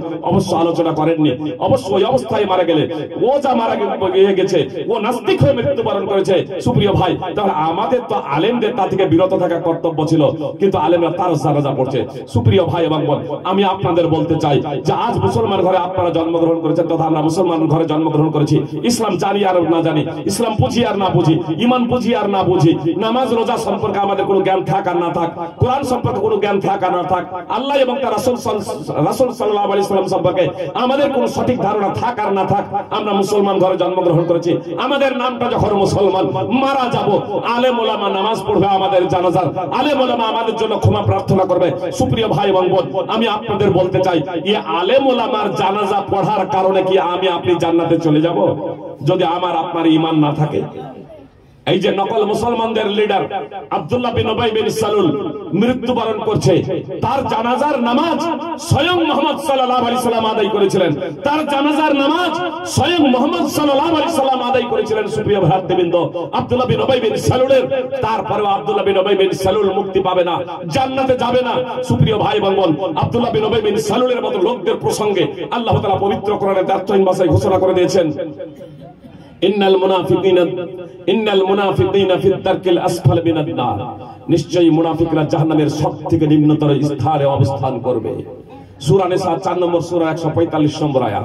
তো মুহাম্মদ সাল্লাল্লাহু আলাইহি সাল্লামের মাগফিরাতের কারণে, মুহাম্মদ সাল্লাল্লাহু আলাইহি সাল্লামের ক্ষমা প্রার্থনার কারণে, মুহাম্মদ সাল্লাল্লাহু আলাইহি সাল্লামের জানাজার নামাজ পড়ার কারণে যদি নকল মুসলমান বিন্দুমাত্র উপকৃত না হয়, তাহলে আলেম ওলামার জানাজার কারণে আপনি উপকৃত হবেন, এটা আপনাকে কে বলল? অবশ্য সূরা তওবা ৯ নম্বর সূরা ৮৪ নম্বর আয়াত অবতীর্ণের আগের এটা ঘটনা। যখন সূরা তওবা ৯ নম্বর সূরা ৮৪ নম্বর আয়াত অবতীর্ণ হয়ে গেল, তখন আর মুহাম্মদ সাল্লাল্লাহু আলাইহি সাল্লাম এই নকল মুসলমানদের জানাজা পড়েননি, তখন আর মুহাম্মদ সাল্লাল্লাহু আলাইহি সাল্লাম নকল মুসলমানদের জানাজা পড়েননি। সুপ্রিয় ভাই এবং বোন, আসুন তাহলে আজকে আমরা মুসলিম ঘরে জন্মগ্রহণ করেছি, আমরা মুসলিম তো, আমরা ইমানদার তো, ইমানদার কি ইমানদার নয়, মুসলিম কি মুসলিম নয়, এটা বুঝবো কেমনে? আসুন এই বিষয়টা একটু বোঝার প্রচেষ্টা করি। আমরা যে মুসলমান, আমরা যে ইমানদার, সুপ্রিয় ভাই এবং বোন, আমরা যদি ইমানদার হয়ে মৃত্যুবরণ করতে পারি, আমরা যদি মুসলমান হয়ে মৃত্যুবরণ করতে পারি, পাপাচারের কারণে যদি জাহান্নামেও যাই, আর আমার আপনার অন্তরে যদি ঈমান এবং তাওহীদ যদি ন্যূনতম থেকে থাকে, শাস্তি ভোগ করে একদিন জান্নাতে যেতে পারবো। তবে আমি আপনাদেরকে বলবো, প্রথমেই জান্নাতে যাওয়ার জন্য সমস্ত পাপাচার বন্ধ করুন, সমস্ত অপসংস্কৃতি, শিব বেদাত কুসংস্কার থেকে নিজেকে মুক্ত করুন, নিজের পরিবারকে বাঁচান। সুপ্রিয় ভ্রাতৃবৃন্দ এবং ভগ্নীগণ, আমি আপনাদের সম্মুখে প্রথমত ইসলাম কি বা আমরা ইমানদার, আমরা মুসলমান, এটা বুঝবো কেমনে, এর লক্ষণ এবং বৈশিষ্ট্য কি, এই বিষয়টি আমি আপনাদের সম্মুখে জ্ঞাত করতে চাই, এই বিষয়টি আমি আপনাদের সম্মুখে পরিস্ফুটিত করতে চাই। কথায় একটু মনোযোগ দিয়ে শুনবেন সুপ্রিয় ভ্রাতৃবৃন্দ। আসলে আমরা জন্মগতভাবে সবাই মুসলমান, পৃথিবীতে যত মানুষ আছে জন্মগতভাবে সবাই মুসলমান। এক কথাই বললাম, নবী সাল্লাল্লাহু আলাইহি ওয়াসাল্লাম বলেছেন, কুল্লু মাউলিদি ইউলাদু আলাল ফিতরাহ, প্রত্যেকটা শিশু ফিতরাতের উপরে জন্মগ্রহণ করে, প্রত্যেকটা শিশু। সহিহ বুখারী হাদিস নম্বর 1385 এবং সহিহ মুসলিম হাদিস নম্বর 2658। ইয়াজ বিন হিমার আল মুজাশশির রাদিয়াল্লাহু তাআলা আনহু সূত্রে বর্ণিত, রাসূল সাল্লাল্লাহু আলাইহি ওয়াসাল্লাম বলেছেন, ইন্নী খলাকতু ইবাদি হুনাফা কুল্লাহুম ওয়া ইন্নাহুম আতাতুহুমুশ শায়াতিন ফাজতালাতুহুম আন দীনিহিম। আমি আমার সকল বান্দাকে আমার একনিষ্ঠ করে তাওহীদকে মান্যকারী হিসেবে সৃষ্টি করেছি। আল্লাহ বলছেন হাদিসে কুদসি, আমি আমার সমস্ত বান্দাকে আমার একনিষ্ঠ করে, আমার অভিমুখী করে তাওহীদ মান্যকারী হিসেবে আমি সৃষ্টি করেছি। শয়তানগুলো তাদের কাছে গেল এবং তাদেরকে তাদের ধর্ম থেকে বিচ্যুত করে দিল, তাদের ধর্ম থেকে দূরে সরিয়ে দিল। সহিহ মুসলিম হাদিস নম্বর 2865। ফল কথা, প্রত্যেকটা শিশু ফিতরাতের উপরে, তাওহীদের উপরে এক কথায় মুসলিম হিসেবে জন্মগ্রহণ করে। এজন্য শিশু অবস্থায় যদি কেউ মারা যায়, মুসলিম ঘরে মারা যাক আর অমুসলিম ঘরে মারা যাক, কথা মনোযোগ দিয়ে শুনবেন, শিশু অবস্থায় যদি মারা যায়, মুসলিম ঘরে জন্মগ্রহণ করে মারা যাক অথবা অমুসলিম ঘরে জন্মগ্রহণ করে মারা যাক, সে জান্নাতে যাবে। সহিহ বুখারী হাদিস নম্বর 7047, ফাতুল বারী সহ দ্রষ্টব্য। এখন সাবালক সাবালিকা হয়ে গেছে, মুসলিম ঘরে বা অমুসলিম ঘরে সাবালক সাবালিকা হয়ে গেছে, বালেক বালেগা হয়ে গেছে, বৃদ্ধ বৃদ্ধা হয়ে গেছে। সাবালক সাবালিকা হয়ে যাওয়ার পরে জেনে বুঝে যদি ইসলাম গ্রহণ না করি, জেনে বুঝে যদি ঈমান আনয়ন না করি, জেনে বুঝে যদি কালেমায়ে শাহাদাত পাঠ না করি, জেনে বুঝে যদি নামাজ না পড়ি, সুপ্রিয় ভাই এবং বোন, জেনে বুঝে যদি ঈমান আনয়ন না করি, ইসলাম গ্রহণ না করি, তাহলে অটোমেটিকলি আমরা ইসলাম থেকে বের হয়ে যাব, অটোমেটিকলি ইসলাম থেকে বের হয়ে যাব। আসলে এই ধারণাটাই আমাদের নেই, ইসলামী এটা ধারণা, এই ধারণাটাই আমাদের নেই সুপ্রিয় ভাই এবং বোন। অমুসলিমদের চতুর্পার্শ্বে আমরা বসবাস করি, অমুসলিমদের মাঝে আমরা বসবাস করি, ফলে অমুসলিমদের যে আকীদা বিশ্বাস ছিল, কালচার ছিল, বলা যেতে পারে সেটা আমাদের মধ্যে প্রবেশ করেছে। অমুসলিমদের ধারণা কি, ব্রাহ্মণদের হিন্দুদের ধারণা কি, অবিদ্যাংশ বিদ্যাংশ ব্রাহ্মণ দৈবতাং মহৎ। ব্রাহ্মণ যদি শিক্ষিত হয় আর অশিক্ষিতই হোক, ব্রাহ্মণ শিক্ষিতই হোক আর অশিক্ষিতই হোক, সে হলো মহান দেবতা। মানে ব্রাহ্মণ ঘরে জন্মগ্রহণ করলে সে মহান দেবতা, সে যদি মহামূর্খ হয় সে হলো মহান দেবতা জন্মসূত্রে। তার কারণ তাদের আকীদা ব্রাহ্মণ ঈশ্বরের মুখ থেকে সৃষ্টি হয়েছে। আর শূদ্র যদি সব থেকে বেশি শিক্ষিত হয়, তাহলে তার স্থান নিচে, তার মর্যাদা নেই, তার সম্মান নেই। যতই বড় শিক্ষিত হোক না কেন, তার কোনো মর্যাদা নেই। তার কারণ সে হলো শূদ্র। এই তিন জাতির ব্রাহ্মণ, ক্ষত্রিয়, বৈশ্যের সেবা করাই হলো তার ধর্ম। এটা ছিল তাদের ধারণা এবং আকীদা। ইহুদি এবং খ্রিস্টানদের আকীদা বিশ্বাস কি ছিল? নবী রাসূলদের বংশধর, নবী রাসূলদের বংশধর ইহুদি এবং খ্রিস্টানরা মনে করত আসলে ইহুদি এবং খ্রিস্টানদের পূর্বপুরুষ হচ্ছে বনি ইসরাইল। আর বনি ইসরাইল আল্লাহ তাআলা অনেক নবী রাসূল প্রেরণ করেছিলেন। এজন্য তারা গর্ব করে বলতো যে জান্নাতে যেতে হলে ইহুদি অথবা খ্রিস্টান হতে হবে, ইহুদি অথবা খ্রিস্টান ছাড়া কেউ জান্নাতে যাবে না। আল্লাহ তাআলা তাদের কথা পবিত্র কোরআনে উল্লেখ করেছেন, ওয়াকালু লা ইয়াদখুলাল জান্নাতা ইল্লা মান কানা হুদাতা ওয়া নাসারা তিলকা মানিয়ুহুম কুল হাতু বুরহানাকুম ইন কুনতুম সাদিকিন। তারা বলে ইহুদি অথবা খ্রিস্টান ছাড়া কেউ জান্নাতে যাবে না, ইহুদি অথবা খ্রিস্টান ছাড়া কেউ জান্নাতে যাবে না। তিলকা মানিয়ুহুম, আল্লাহ তাআলা বলছেন এটা হচ্ছে তাদের আশা, এটা হচ্ছে তাদের মিথ্যা আকাঙ্ক্ষা, এটা হচ্ছে তাদের মিথ্যা ইচ্ছা, এটা তাদের আকাঙ্ক্ষা মাত্র। কুল হাতু বুরহানাকুম ইন কুনতুম সাদিকিন। মুহাম্মদ সাল্লাল্লাহু আলাইহি সাল্লাম আপনি ইহুদি খ্রিস্টানদের বলে দিন, যদি তোমরা তোমাদের দাবিতে সত্যবাদী হও তাহলে দলিল পেশ করো। তোমরা যে বলছো ইহুদি অথবা খ্রিস্টান ছাড়া জান্নাতে কেউ যাবে না, তো তোমরা দলিল পেশ করো। শুধু কথার ভিত্তিতে কোনো কাজ হবে না। দলিল তোমরা পেশ করো, কিন্তু ইহুদি খ্রিস্টানরা দলিল পেশ করতে ব্যর্থ হয়েছে। সুপ্রিয় ভ্রাতৃবৃন্দ ও ভগ্নীগণ, আল্লাহ তাআলা বললেন বালা, কেন নয়? জান্নাতে যাওয়ার জন্য ইহুদি এবং খ্রিস্টান কেন হতে হবে? আল্লাহ বললেন বালা, মান আসলামা ওয়াজহু লিল্লাহি ওয়া হুয়া মুহসিনুন ফালাহু আজরুহু ইনদা রাব্বিহি ওয়া লা খাউফুন আলাইহিম ওয়া লা হুম ইয়াহজানুন। আল্লাহ তাআলা বললেন বরং জান্নাতে যাবে তারা, কথা মনোযোগ দিয়ে শুনুন, বরং জান্নাতে যাবে তারা। আল্লাহ তাআলা স্পষ্ট ভাবে বলছেন জান্নাতে যাবে কে? বরং জান্নাতে যাবে তারা, সেই সব ছেলে মেয়ে, যুবক যুবতী, বৃদ্ধ বৃদ্ধা, নর নারী, পুরুষ মহিলা, সেই সব ছেলে মেয়ে পুরুষ এবং মহিলা জান্নাতে যাবে যারা নিজেদের মুখমণ্ডলকে সমর্পণ করেছে আল্লাহর জন্য, যারা নিজেদেরকে উৎসর্গ করে দিয়েছে একমাত্র আল্লাহর জন্য, এবং সাথে সাথে সৎকর্ম করেছে, সাথে সাথে সৎকর্ম করেছে। এক তো নিজেদেরকে সতর্ক সঁপে দিয়েছে, এক নিজেদেরকে উৎসর্গ করে দিয়েছে আল্লাহর জন্য, সাথে সাথে তারা সৎকর্ম করেছে। আল্লাহ বলছেন তাদের জন্য তাদের প্রতিপালকের কাছে রয়েছে প্রতিদান, বিনিময়, সওয়াব। তারা ভয়ভীত হবে না, তারা দুঃখিত হবে না। সূরা বাকারা 2 নম্বর সূরার 111 এবং 112 নম্বর আয়াত।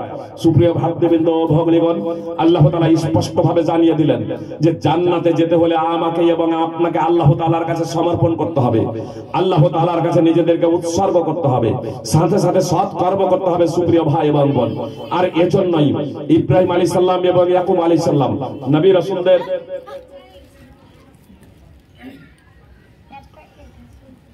আর এজন্যই রাসূল সাল্লাল্লাহু আল্লাহ তাআলা ইব্রাহিম আলাইহিস সালাম এবং ইয়াকুব আলাইহিস সালাম দুইজন বিখ্যাত নবী হওয়া সত্ত্বেও, এই দুইজন বিখ্যাত নবী হওয়া সত্ত্বেও সন্তানদেরকে ওয়াসিয়ত কি করেছিলেন জানেন? ইয়া বানিয়া ইন্নাল্লাহা আস্তাফা লাকুমুদ-দীন ফালা তামুতুন্না ইল্লা ওয়া আনতুম মুসলিমুন। নবীদের ঘরে জন্মগ্রহণ করে যদি নবী না হওয়া যায়, কথা মনোযোগ দিয়ে শুনুন, নবীদের ঘরে জন্মগ্রহণ করে যদি নবী না হওয়া যায়, তাহলে অন্ততপক্ষে মুসলিম হবেন না? বিখ্যাত নবী ইব্রাহিম আলাইহিস সালাম এবং ইয়াকুব আলাইহিস সালাম, আমি সকলকেই বলতে চাই, আলেম ওলামা যারা আছেন তারাও কথা মনোযোগ দিয়ে শুনুন।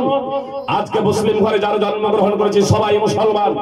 নবীর ঘরে জন্মগ্রহণ করে যদি মুসলমান, নবী যদি না হন, অন্তত মুসলমান তো হতেন।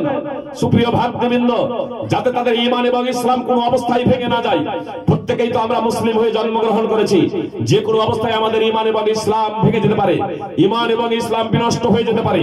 এজন্য ইব্রাহিম আলাইহিস সালাম এবং ইয়াকুব আলাইহিস সালাম, এই দুইজন বিখ্যাত নবী নিজেদের সন্তানদেরকে ওয়াসিয়ত করেছিলেন, উপদেশ দিয়েছিলেন, নিশ্চয়ই আল্লাহ তাআলা তোমাদের জন্য দ্বীনে ইসলামকে মনোনীত করেছেন, ফালা তামুতুন্না ইল্লা ওয়া আনতুম মুসলিমুন। অতএব মুসলিম না হয়ে তোমরা মৃত্যুবরণ করো না, মুসলিম না হয়ে তোমরা মৃত্যুবরণ করো না। এমনকি ইয়াকুব আলাইহিস সালাম তার মৃত্যুর সময় যখন ঘনিয়ে আসছে, সেই সময়ও তার পুত্রদেরকে, ছেলে মেয়েদেরকে বলছেন, মা তা'বুদুনা মিন বাদি, আমার পরে তোমরা কার ইবাদত করবে? ক্বালু না'বুদু ইলাহাকা ওয়া ইলাহা আবাইকা ইব্রাহিম ওয়া ইসমাঈল ওয়া ইসহাক ইলাহা ওয়াহিদা ওয়া নাহনু লাহু মুসলিমুন। তখন তার সন্তান সন্ততি ছেলে মেয়েরা বলছে যে আপনার ইলাহ, আপনার উপাস্য এবং আপনার বাপ দাদা ইব্রাহিম, ইসমাঈল এবং ইসহাক আলাইহিমুস সালামের উপাস্য তথা মাবুদের যিনি একই মাবুদ, তারই আমরা অনুগত হব, তারই আমরা উপাসনা করব, তার জন্যই আমরা নিজেদেরকে উৎসর্গ করে দেব, একমাত্র তারই আমরা দাসত্ব করব।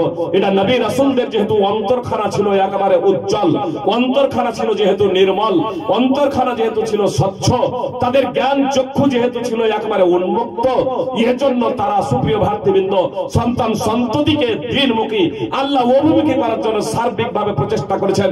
উমর রাদিয়াল্লাহু তাআলা আনহু মৃত্যুর শয্যায় শায়িত, আপনার শরবত পান করানো হচ্ছে খেজুরের, পেট থেকে বের হয়ে যাচ্ছে, দুধ পান করানো হচ্ছে, পেট থেকে বের হয়ে যাচ্ছে, ধরেই নিয়েছেন যে তিনি মরে যাবেন। একজন যুবক প্রশংসা করে উমর রাদিয়াল্লাহু তাআলা আনহুর ফিরে যাচ্ছেন, সেই মুহূর্তে উমর রাদিয়াল্লাহু তাআলা আনহু বলছেন, ইরফা সাওবাক, ডাকালেন তাকে, ডাকালেন যে ওকে ডেকে নিয়ে এসো। যখন ফিরে যাচ্ছিলেন, তার টাকনুর নিচে কাপড়টা ঝুলছিল, টাকনুর নিচে পুরুষদের কাপড় পরা হচ্ছে হারাম, আর মেয়েদের টাকনুর উপরে কাপড় পরা হচ্ছে হারাম। মহিলারা টাকনুর নিচে পড়বে, পুরুষেরা টাকনুর উপরে পড়বে। উমর রাদিয়াল্লাহু তাআলা আনহুর প্রশংসা যিনি করছিলেন, টাকনুর নিচে কাপড় ছিল, ফিরে যাচ্ছেন। উমর রাদিয়াল্লাহু তাআলা আনহু বললেন তাকে নিয়ে এসো, সে এলো। উমর রাদিয়াল্লাহু তাআলা আনহু বললেন, ইরফা সাওবাক, তোমার কাপড়টা উঠাও। মৃত্যুর শয্যায় শায়িত থাকা অবস্থাতেও বলছেন কাপড়টা উঠাও।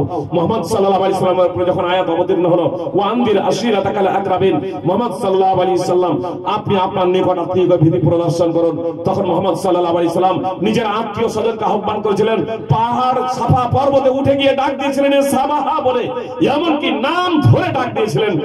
চাচা জানকে ডাক দিচ্ছেন, আব্বাস চাচা জান, হে আমার চাচা জান, নিজেকে জাহান্নাম থেকে বাঁচান, নিজেকে জাহান্নামের আগুন থেকে বাঁচান।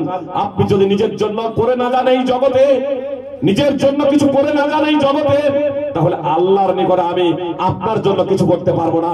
নিজের ফুফু সাফিয়াকে সম্বোধন করে বলেছিলেন, নিজেকে জাহান্নামের আগুন থেকে বাঁচান, ফুফি জান নিজেকে জাহান্নামের আগুন থেকে বাঁচান।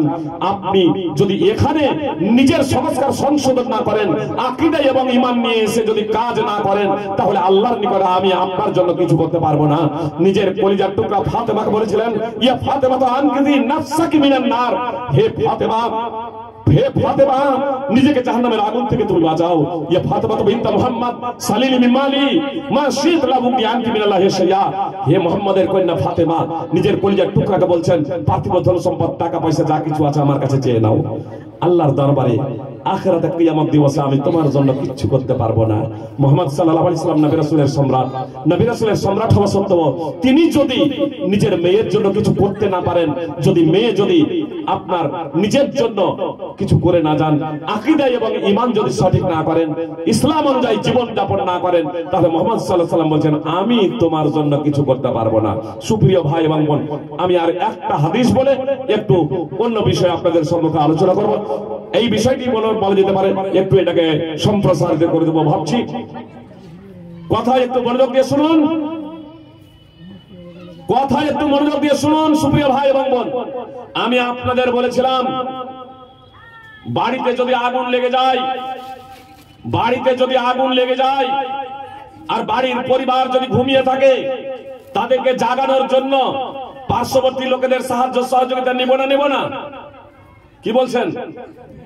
একমাত্র পাগলই নেবে না, একমাত্র পাগলই দাঁড়িয়ে দাঁড়িয়ে তামাশা দেখবে, তার পরিবার পুড়ছে পুরুক। কিন্তু যদি কারো যদি বিবেক যদি সুস্থ যদি থাকে, জাগ্রত থাকে, আর সে যদি একাই যদি পরিবারকে বাঁচাতে সক্ষম না হয়, তাহলে পাড়া প্রতিবেশীদের আহ্বান জানাবে তাদেরকে বাঁচানোর জন্য। এই জন্যই তো যখন আগুন লেগে যায় দমকল কর্মীদের আহ্বান করা হয়, যাতে পানি টানি সবকিছু নিয়ে এসে দ্রুত বের করার ব্যবস্থা করে, পানিটাকে বন্ধ করার ব্যবস্থা করে। সুপ্রিয় ভাতৃবৃন্দ, তো এই বাড়িতে যা আগুন লেগেছে, আগুনটা তো ক্ষণস্থায়ী, এই আগুনটা তো ক্ষণস্থায়ী, বাড়িতে যেটা আগুন লেগেছে, আর এই জীবনটাও ক্ষণস্থায়ী। কি বলছেন? আমার দাদার দাদা, আমার দাদার দাদা, দাদির দাদি, নানার নানা, নানের নানি, আমাদের কারো বেঁচে নেই পৃথিবীতে আজ। কারো দাদার দাদা, দাদার দাদির দাদি, নানার নানা, নানির নানি কেউ বেঁচে নেই পৃথিবীতে, কেউ নেই, সব মরে গেছে। সুপ্রিয় ভাতৃবৃন্দ, আমাদেরকেও মরে যেতে হবে। তাই পার্থিব আগুন এটা তো ক্ষণস্থায়ী, স্বল্প সময়ের জন্য। পুড়লে অসুবিধা কি ছিল? বলবেন ফাইজি সাহেব কেমন কথা বলছেন, আপনার একটু মায়া মমতা নাই? জি, আমি আপনাদের বলি, আমাদের আপনাদের মায়া মমতা আছে তো? আপনাদের শুধু একটা কথা আমি জিজ্ঞেস করতে চাই, সুপ্রিয় ভাতৃবৃন্দ, বেনামাজি হয়ে মারা গেলে কোথায় যাবে বলেন? যে বেনামাজি হয়ে মারা গেলে কোথায় যাবে? আল্লাহ কোরআনে বলছেন জাহান্নামে, মা সালাকাকুম ফিস সাকার, ক্বালু লাম নাকু মিনাল মুসাল্লিন। সাকার নামক জাহান্নামে তোমাদের কিসে নিক্ষেপ করেছে? তখন তারা বলবে আমরা নামাজি ছিলাম না।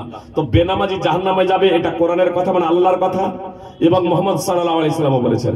আর এই বিষয়টা এমন একটা বিষয় যে আমরা সমস্ত মুসলমানরা জানি যে বেনামাজি হয়ে মারা গেলে জাহান্নামে যাবে, বেনামাজি হয়ে মারা গেলে জাহান্নামে যাবে।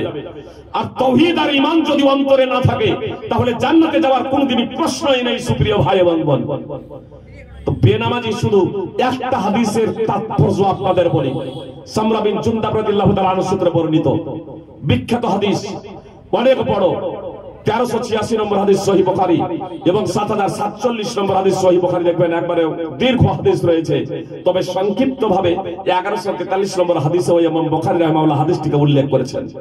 1143 নম্বর হাদিসের ভাষ্যে ইমাম ইবনে হাজার আসকালানী রাহিমাহুল্লাহ ফাতহুল বারীতে লিখছেন,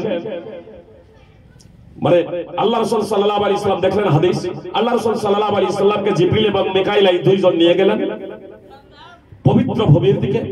তারপরে দেখছেন মুহাম্মদ সাল্লাল্লাহু আলাইহি ওয়াসাল্লাম যে একজন ব্যক্তি শুয়ে আছে, আর তার পাশে একজন ব্যক্তি পাথর হাতে দাঁড়িয়ে আছে। পাথরটাকে শয়নকারী ব্যক্তির মাথায় মারছে, তো মাথাটা চূর্ণ বিচূর্ণ হয়ে যাচ্ছে, পাথরটা ছিটকে গিয়ে দূরে পড়ছে। প্রহারকারী যতক্ষণ ওই পাথরটাকে নিয়ে আসছেন এই ব্যক্তির কাছে, আবার মাথাটা আগের মতো স্বাভাবিক হয়ে যাচ্ছে, আবার মারছেন। এটা কতদিন পর্যন্ত মারবে জানেন?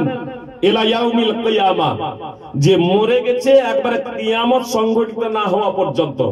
তাহলে এই ব্যক্তিটা প্রসঙ্গে বলছেন ফেরেশতা যে এই ব্যক্তিটা হচ্ছে ফাইন্নাহু ইয়াখুদুল কুরআন ফায়ারফুদুহু ওয়া ইয়ানামু আনিস সালাতিল মাকতুবা।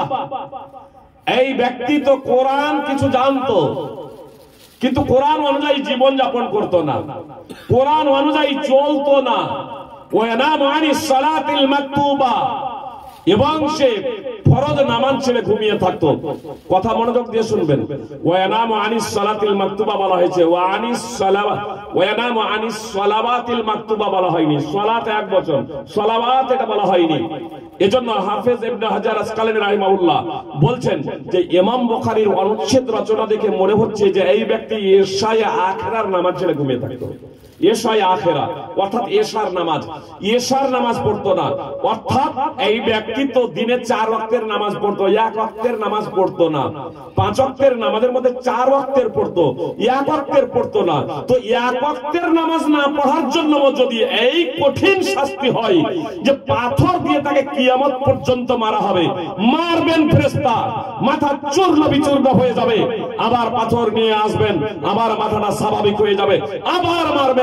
সুপ্রিয় ভাই এবং বোন, এইভাবে অব্যাহত ধারায় যে ব্যক্তি নামাজ না পড়ে মারা যাবে তাকে এইভাবে প্রহার করা হবে 1 ওয়াক্তের নামাজ না পড়ার কারণে। এত যদি কঠিন যদি শাস্তি হয় সুপ্রিয় ভাই এবং বোন, তাহলে যারা আমাদের সন্তান সন্ততি, আমাদের আত্মীয় স্বজন, আমাদের পাড়া প্রতিবেশী নামাজ পড়ে না, নামাজ না পড়ে মারা যাচ্ছে, তাদের কি পরিণতি হতে পারে সুপ্রিয় ভাই এবং বোন, এবং আমাদের কি পরিণতি হতে পারে যারা আমরা নামাজ পড়ি না?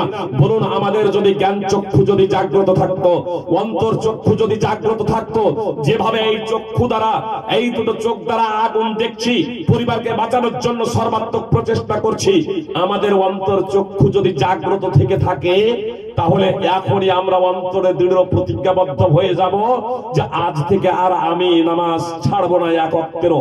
আমার পরিবারের কেউ বেনামাজি থাকবে না।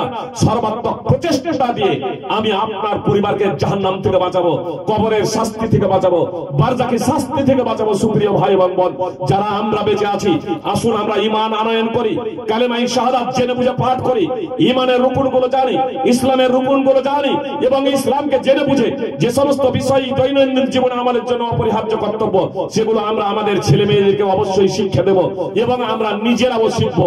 সুপ্রিয় ভাই এবং বোন, আমি আপনাদের বলতে চাই যে আমরা যারা বেঁচে আছি, আমাদের এখনো সংস্কার সংশোধনের সুযোগ আছে। যাদের ইন্তেকাল হয়ে গেছে সুপ্রিয় ভাই এবং বোন, তাদের কি আর সুযোগ আছে? তাদের কি সুযোগ আছে? সুপ্রিয় ভাই এবং বোন, আসুন আমরা যে পাপাচার করেছি, আল্লাহ তাআলা দৈনন্দিন কর্মের রত আছেন। কুল্লা ইয়াউমিন হুয়া ফি শান, প্রত্যেক দিন আল্লাহ তাআলা কর্মের রতে আছেন। আসমান জমিনে যা কিছু আছে আল্লাহ তাআলা প্রত্যেক দিন রাত্রের যখন শেষ তৃতীয়াংশ বাকি থাকে, প্রথম আসমানে নেমে আসেন আর ঘোষণা দেন, আমার কাছে কে আছে, আমার কাছে ক্ষমা প্রার্থনা করবে, আমি ক্ষমা করব।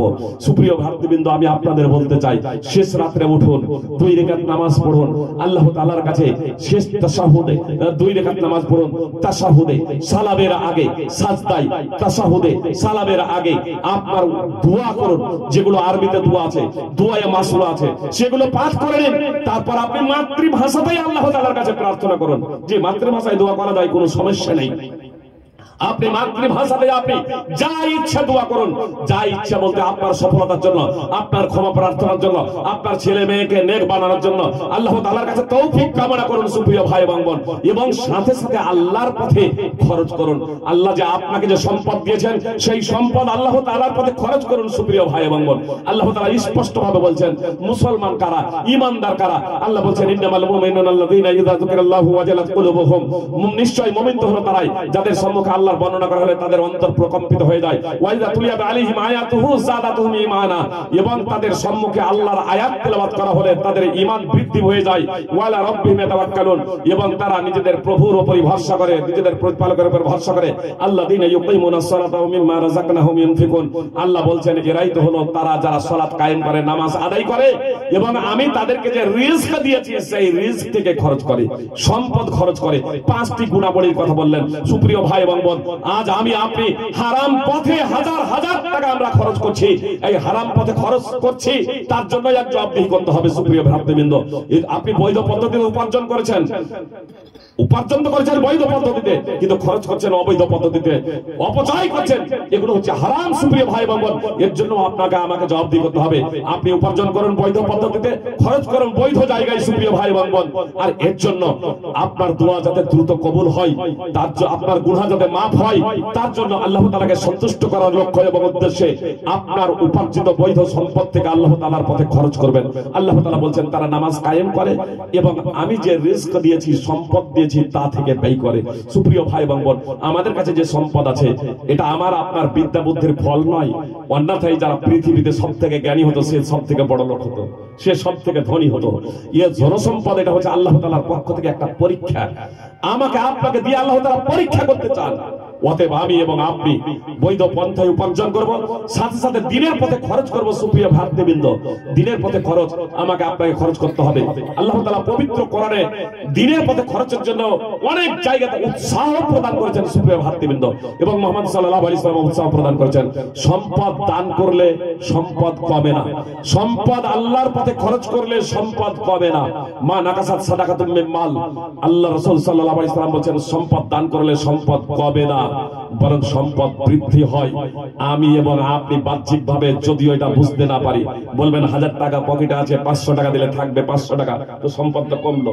জি, বাহ্যিকভাবে আপনার এই সম্পদ কমলো। হয়তো আল্লাহ আপনাকে মারাত্মক কোনো ব্যাধি দিতে যাচ্ছিলেন, মারাত্মক কোনো রোগ দিতে যাচ্ছিলেন। ইয়ে আপনার দানের বরকতে, ইয়ে আপনার দানের বিনিময়ে সেই বিপদ আপদ থেকে আপনাকে আল্লাহ তাআলা বাঁচিয়ে দিচ্ছেন। সুপ্রিয় ভাই এবং বোন, আপনার রুজি রোজগারে আপনার বরকত দেবেন।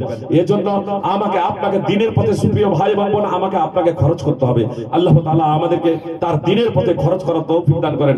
আল্লাহ তাআলা এই পাঁচটি গুণাবলী উল্লেখ করার পরে যে আল্লাহর সামনে, লোকেদের সামনে আল্লাহ তাআলার মুসলমান তো হলো তারাই যাদের সামনে আল্লাহর বর্ণনা করা হলে তাদের ঈমান প্রকম্পিত হয়। নম্বর 1। নম্বর 2, তাদের সম্মুখে আল্লাহর আয়াত তেলাওয়াত করা হলে তাদের ঈমান বৃদ্ধি হয়। নম্বর 3, তারা একমাত্র আল্লাহর উপরেই ভরসা করে, আল্লাহর উপরেই তারা ভরসা করে, আস্থা রাখে। নম্বর 4, তারা সালাত কায়েম করে, নামাজ পড়ে। এবং নম্বর 5, তারা আল্লাহ তাআলার প্রদত্ত রিজক থেকে, সম্পদ থেকে আল্লাহর পথে খরচ করে। আল্লাহ তাআলা বলেন উলাইকা হুমুল মুমিনুনা হাক্কা, এরাই হলো প্রকৃত মুমিন, এরাই হলো প্রকৃত মুসলমান। সুপ্রিয় ভ্রাতৃবৃন্দ, ওয়াইদা তুলিয়াত আলাইহিম আয়াতুহু যাদাতুহুম ঈমানা, আল্লাহর আয়াত তেলাওয়াত করলে ঈমান বৃদ্ধি হয়, এটাই চূড়ান্ত বাস্তব। যখন কোন সূরা অবতীর্ণ হতো তখন মুনাফিকরা বলতো যে কার ঈমান বৃদ্ধি হয়েছে, তারা ব্যঙ্গ বিদ্রুপ করে বলতো যে কার ঈমান বৃদ্ধি হয়েছে, সূরা তো অবতীর্ণ হয়েছে, কার ঈমান বৃদ্ধি হয়েছে? আল্লাহ তাআলা জবাব দিচ্ছেন যারা ঈমানদার, যারা ঈমানদার, আগে থেকেই যারা ঈমানদার তাদের ঈমান বৃদ্ধি হয় সূরা অবতীর্ণ হলে, এবং তারা আনন্দিত হয়। কিন্তু যাদের অন্তরে কপটতা আছে, যাদের অন্তরে রোগ এবং ব্যাধি আছে, সূরা অবতীর্ণের ফলে তাদের আরো রোগ এবং ব্যাধি বৃদ্ধি হয়। সূরা তওবা 9 নম্বর সূরার 124 এবং 125 নম্বর আয়াত। সুপ্রিয় ভাই এবং বোন, এজন্য আমি আপনাদের বলবো যে আমাদের হৃদয়ে যদি কোনো প্রকারের প্রকম্পন সৃষ্টি না হয়, কোরআন তেলাওয়াত শুনে যদি আমাদের ঈমান বৃদ্ধি না হয়, তাহলে জানতে হবে আমাদের পাপাচারের কারণে, আমাদের কর্মের কারণে আমাদের অন্তরে মরিচিকা পড়ে গেছে, আমাদের অন্তর অন্ধকারাচ্ছন্ন হয়ে গেছে, আমাদের অন্তর কালো হয়ে গেছে, যে কারণে আমাদের ঈমান বৃদ্ধি হচ্ছে না। আল্লাহ তাআলার কথা শুনে, বর্ণনা শুনে আমাদের অন্তর প্রকম্পিত হচ্ছে না। তার জন্য প্রথম শর্ত হলো অনুতপ্ত ও লজ্জিত হওয়া, পাপাচার মুক্ত জীবন গড়া, সমস্ত পাপাচার থেকে নিজেকে মুক্ত করা এবং পবিত্র কোরআন এবং সুন্নাহ অনুযায়ী জীবন যাপন করা।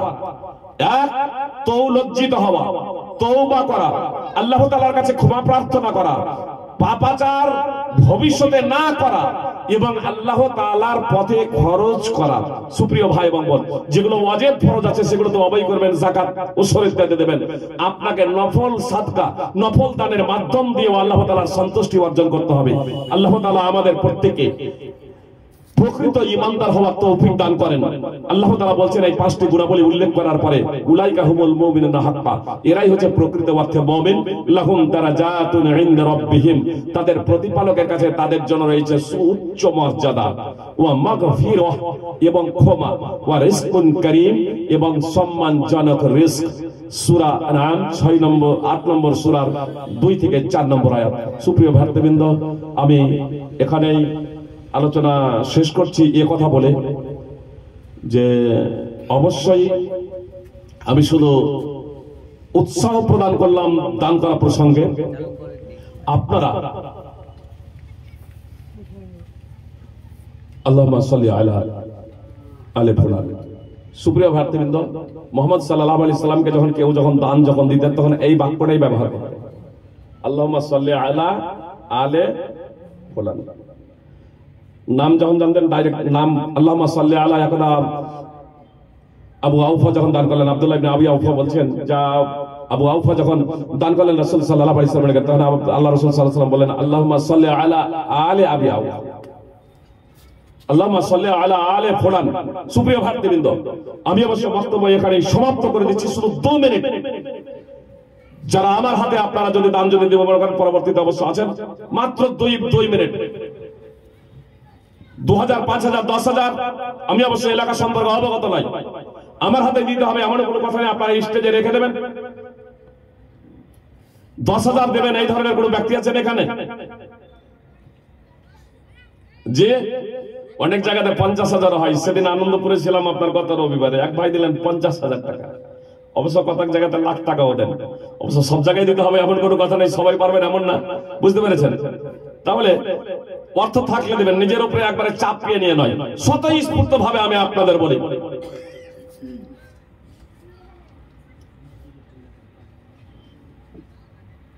আমাদের ওইখানকার মহিলারা সব পড়াশোনা করছে, আরবি শিখছে, কোরআন শুদ্ধ শিখছে কিনা, ওই জন্য সব মহিলাগুলো দিয়েছে। মাশাআল্লাহ, আমার মহিলা, আমার বোনেরা কোরআন শুদ্ধ শিখছেন, তার জন্য 1000 টাকা জানছে। আল্লাহুম্মা সাল্লি আলা আলি ফুলান।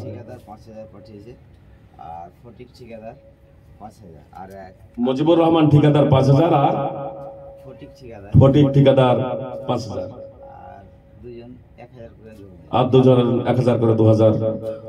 আল্লাহ তাআলা তাদের দানকে কবুল করুন, আমিন। আল্লাহুম্মা সাল্লি আলা আলি ফুলান ওয়া ফুলান ওয়া ফুলান।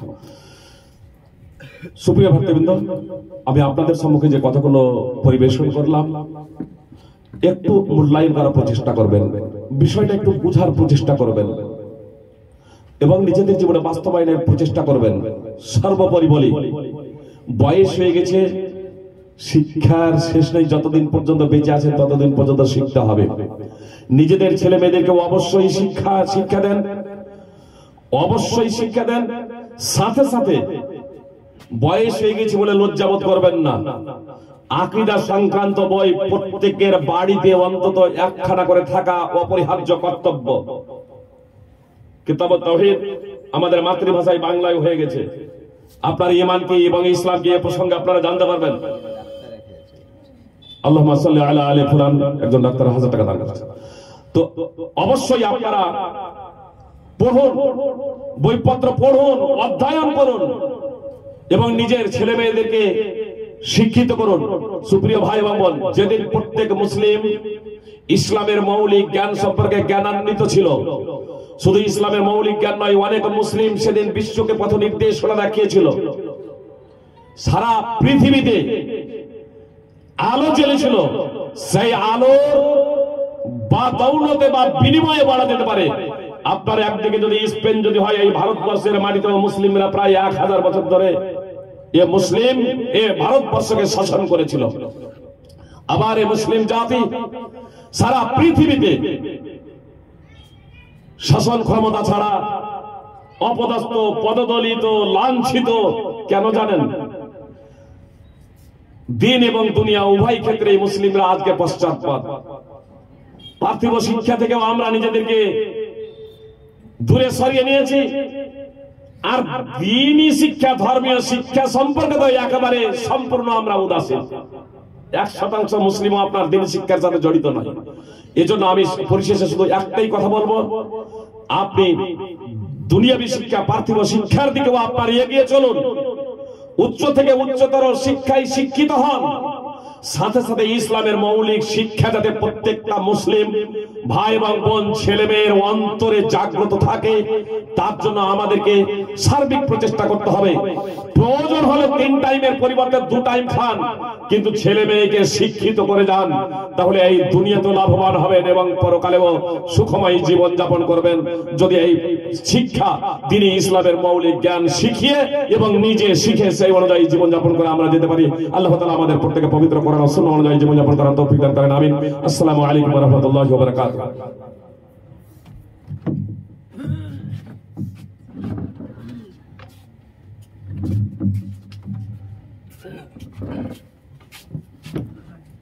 আসসালামু আলাইকুম ওয়া রাহমাতুল্লাহ। আলহামদুলিল্লাহ, আমরা জনাব আনোয়ার হক ভাই হাফিজাহুল্লাহ সাহেবের কাছ থেকে মূল্যবান বক্তব্য শুনলাম। সত্যি বক্তব্য তো অনেক শুনেছি, কিন্তু আজকের বক্তব্য উনি বললেন যে আসলে শোনা এবং মানা যদি হৃদয় না ছুঁয়ে যায়, যদি আমার মন না এতে কেঁপে ওঠে, তাহলে প্রশ্ন আছে, আমরা বুঝি না আমাদের বুদ্ধি আছে না নাই, আমরা আসলে বুঝতে পারছি কি বুঝতে পারছি না, শুনিনি কোনটা। অবশ্যই আমরা শুনেছি, হৃদয় যদি আমাদের না সেটাকে গ্রহণ করতে পারে, কোথাও যেন আমাদেরই শিক্ষার ত্রুটি থেকে গেছে। যাই হোক, আল্লাহ তাআলার কাছে দোয়া করি, আল্লাহ যাতে আমাদের স্বনামধন্য বক্তা, যিনি আমাদেরকে অনেক মূল্যবান বক্তব্য পেশ করলেন, সেইগুলো জন্য যাতে আমরা তার জন্য আমল করতে পারি এবং এর প্রতিদান যাতে তিনি পান, আল্লাহ যাতে তাকে পূর্ণ এবং পরিপূর্ণ এবং উত্তম প্রতিদান আল্লাহ তাআলা দেন।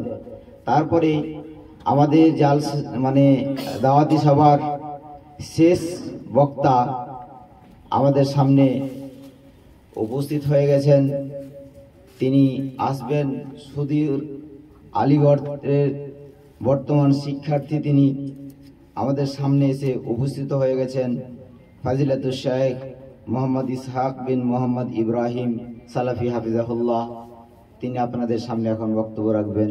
আপনারা শুনবেন, ধৈর্য ধরবেন, আর তার বক্তব্যের পরেই সভাপতি দুয়ার মাধ্যমে তার এই সভার সমাপ্তি ঘোষণা করবেন ইনশাআল্লাহ। আসসালামু আলাইকুম ওয়া রাহমাতুল্লাহ।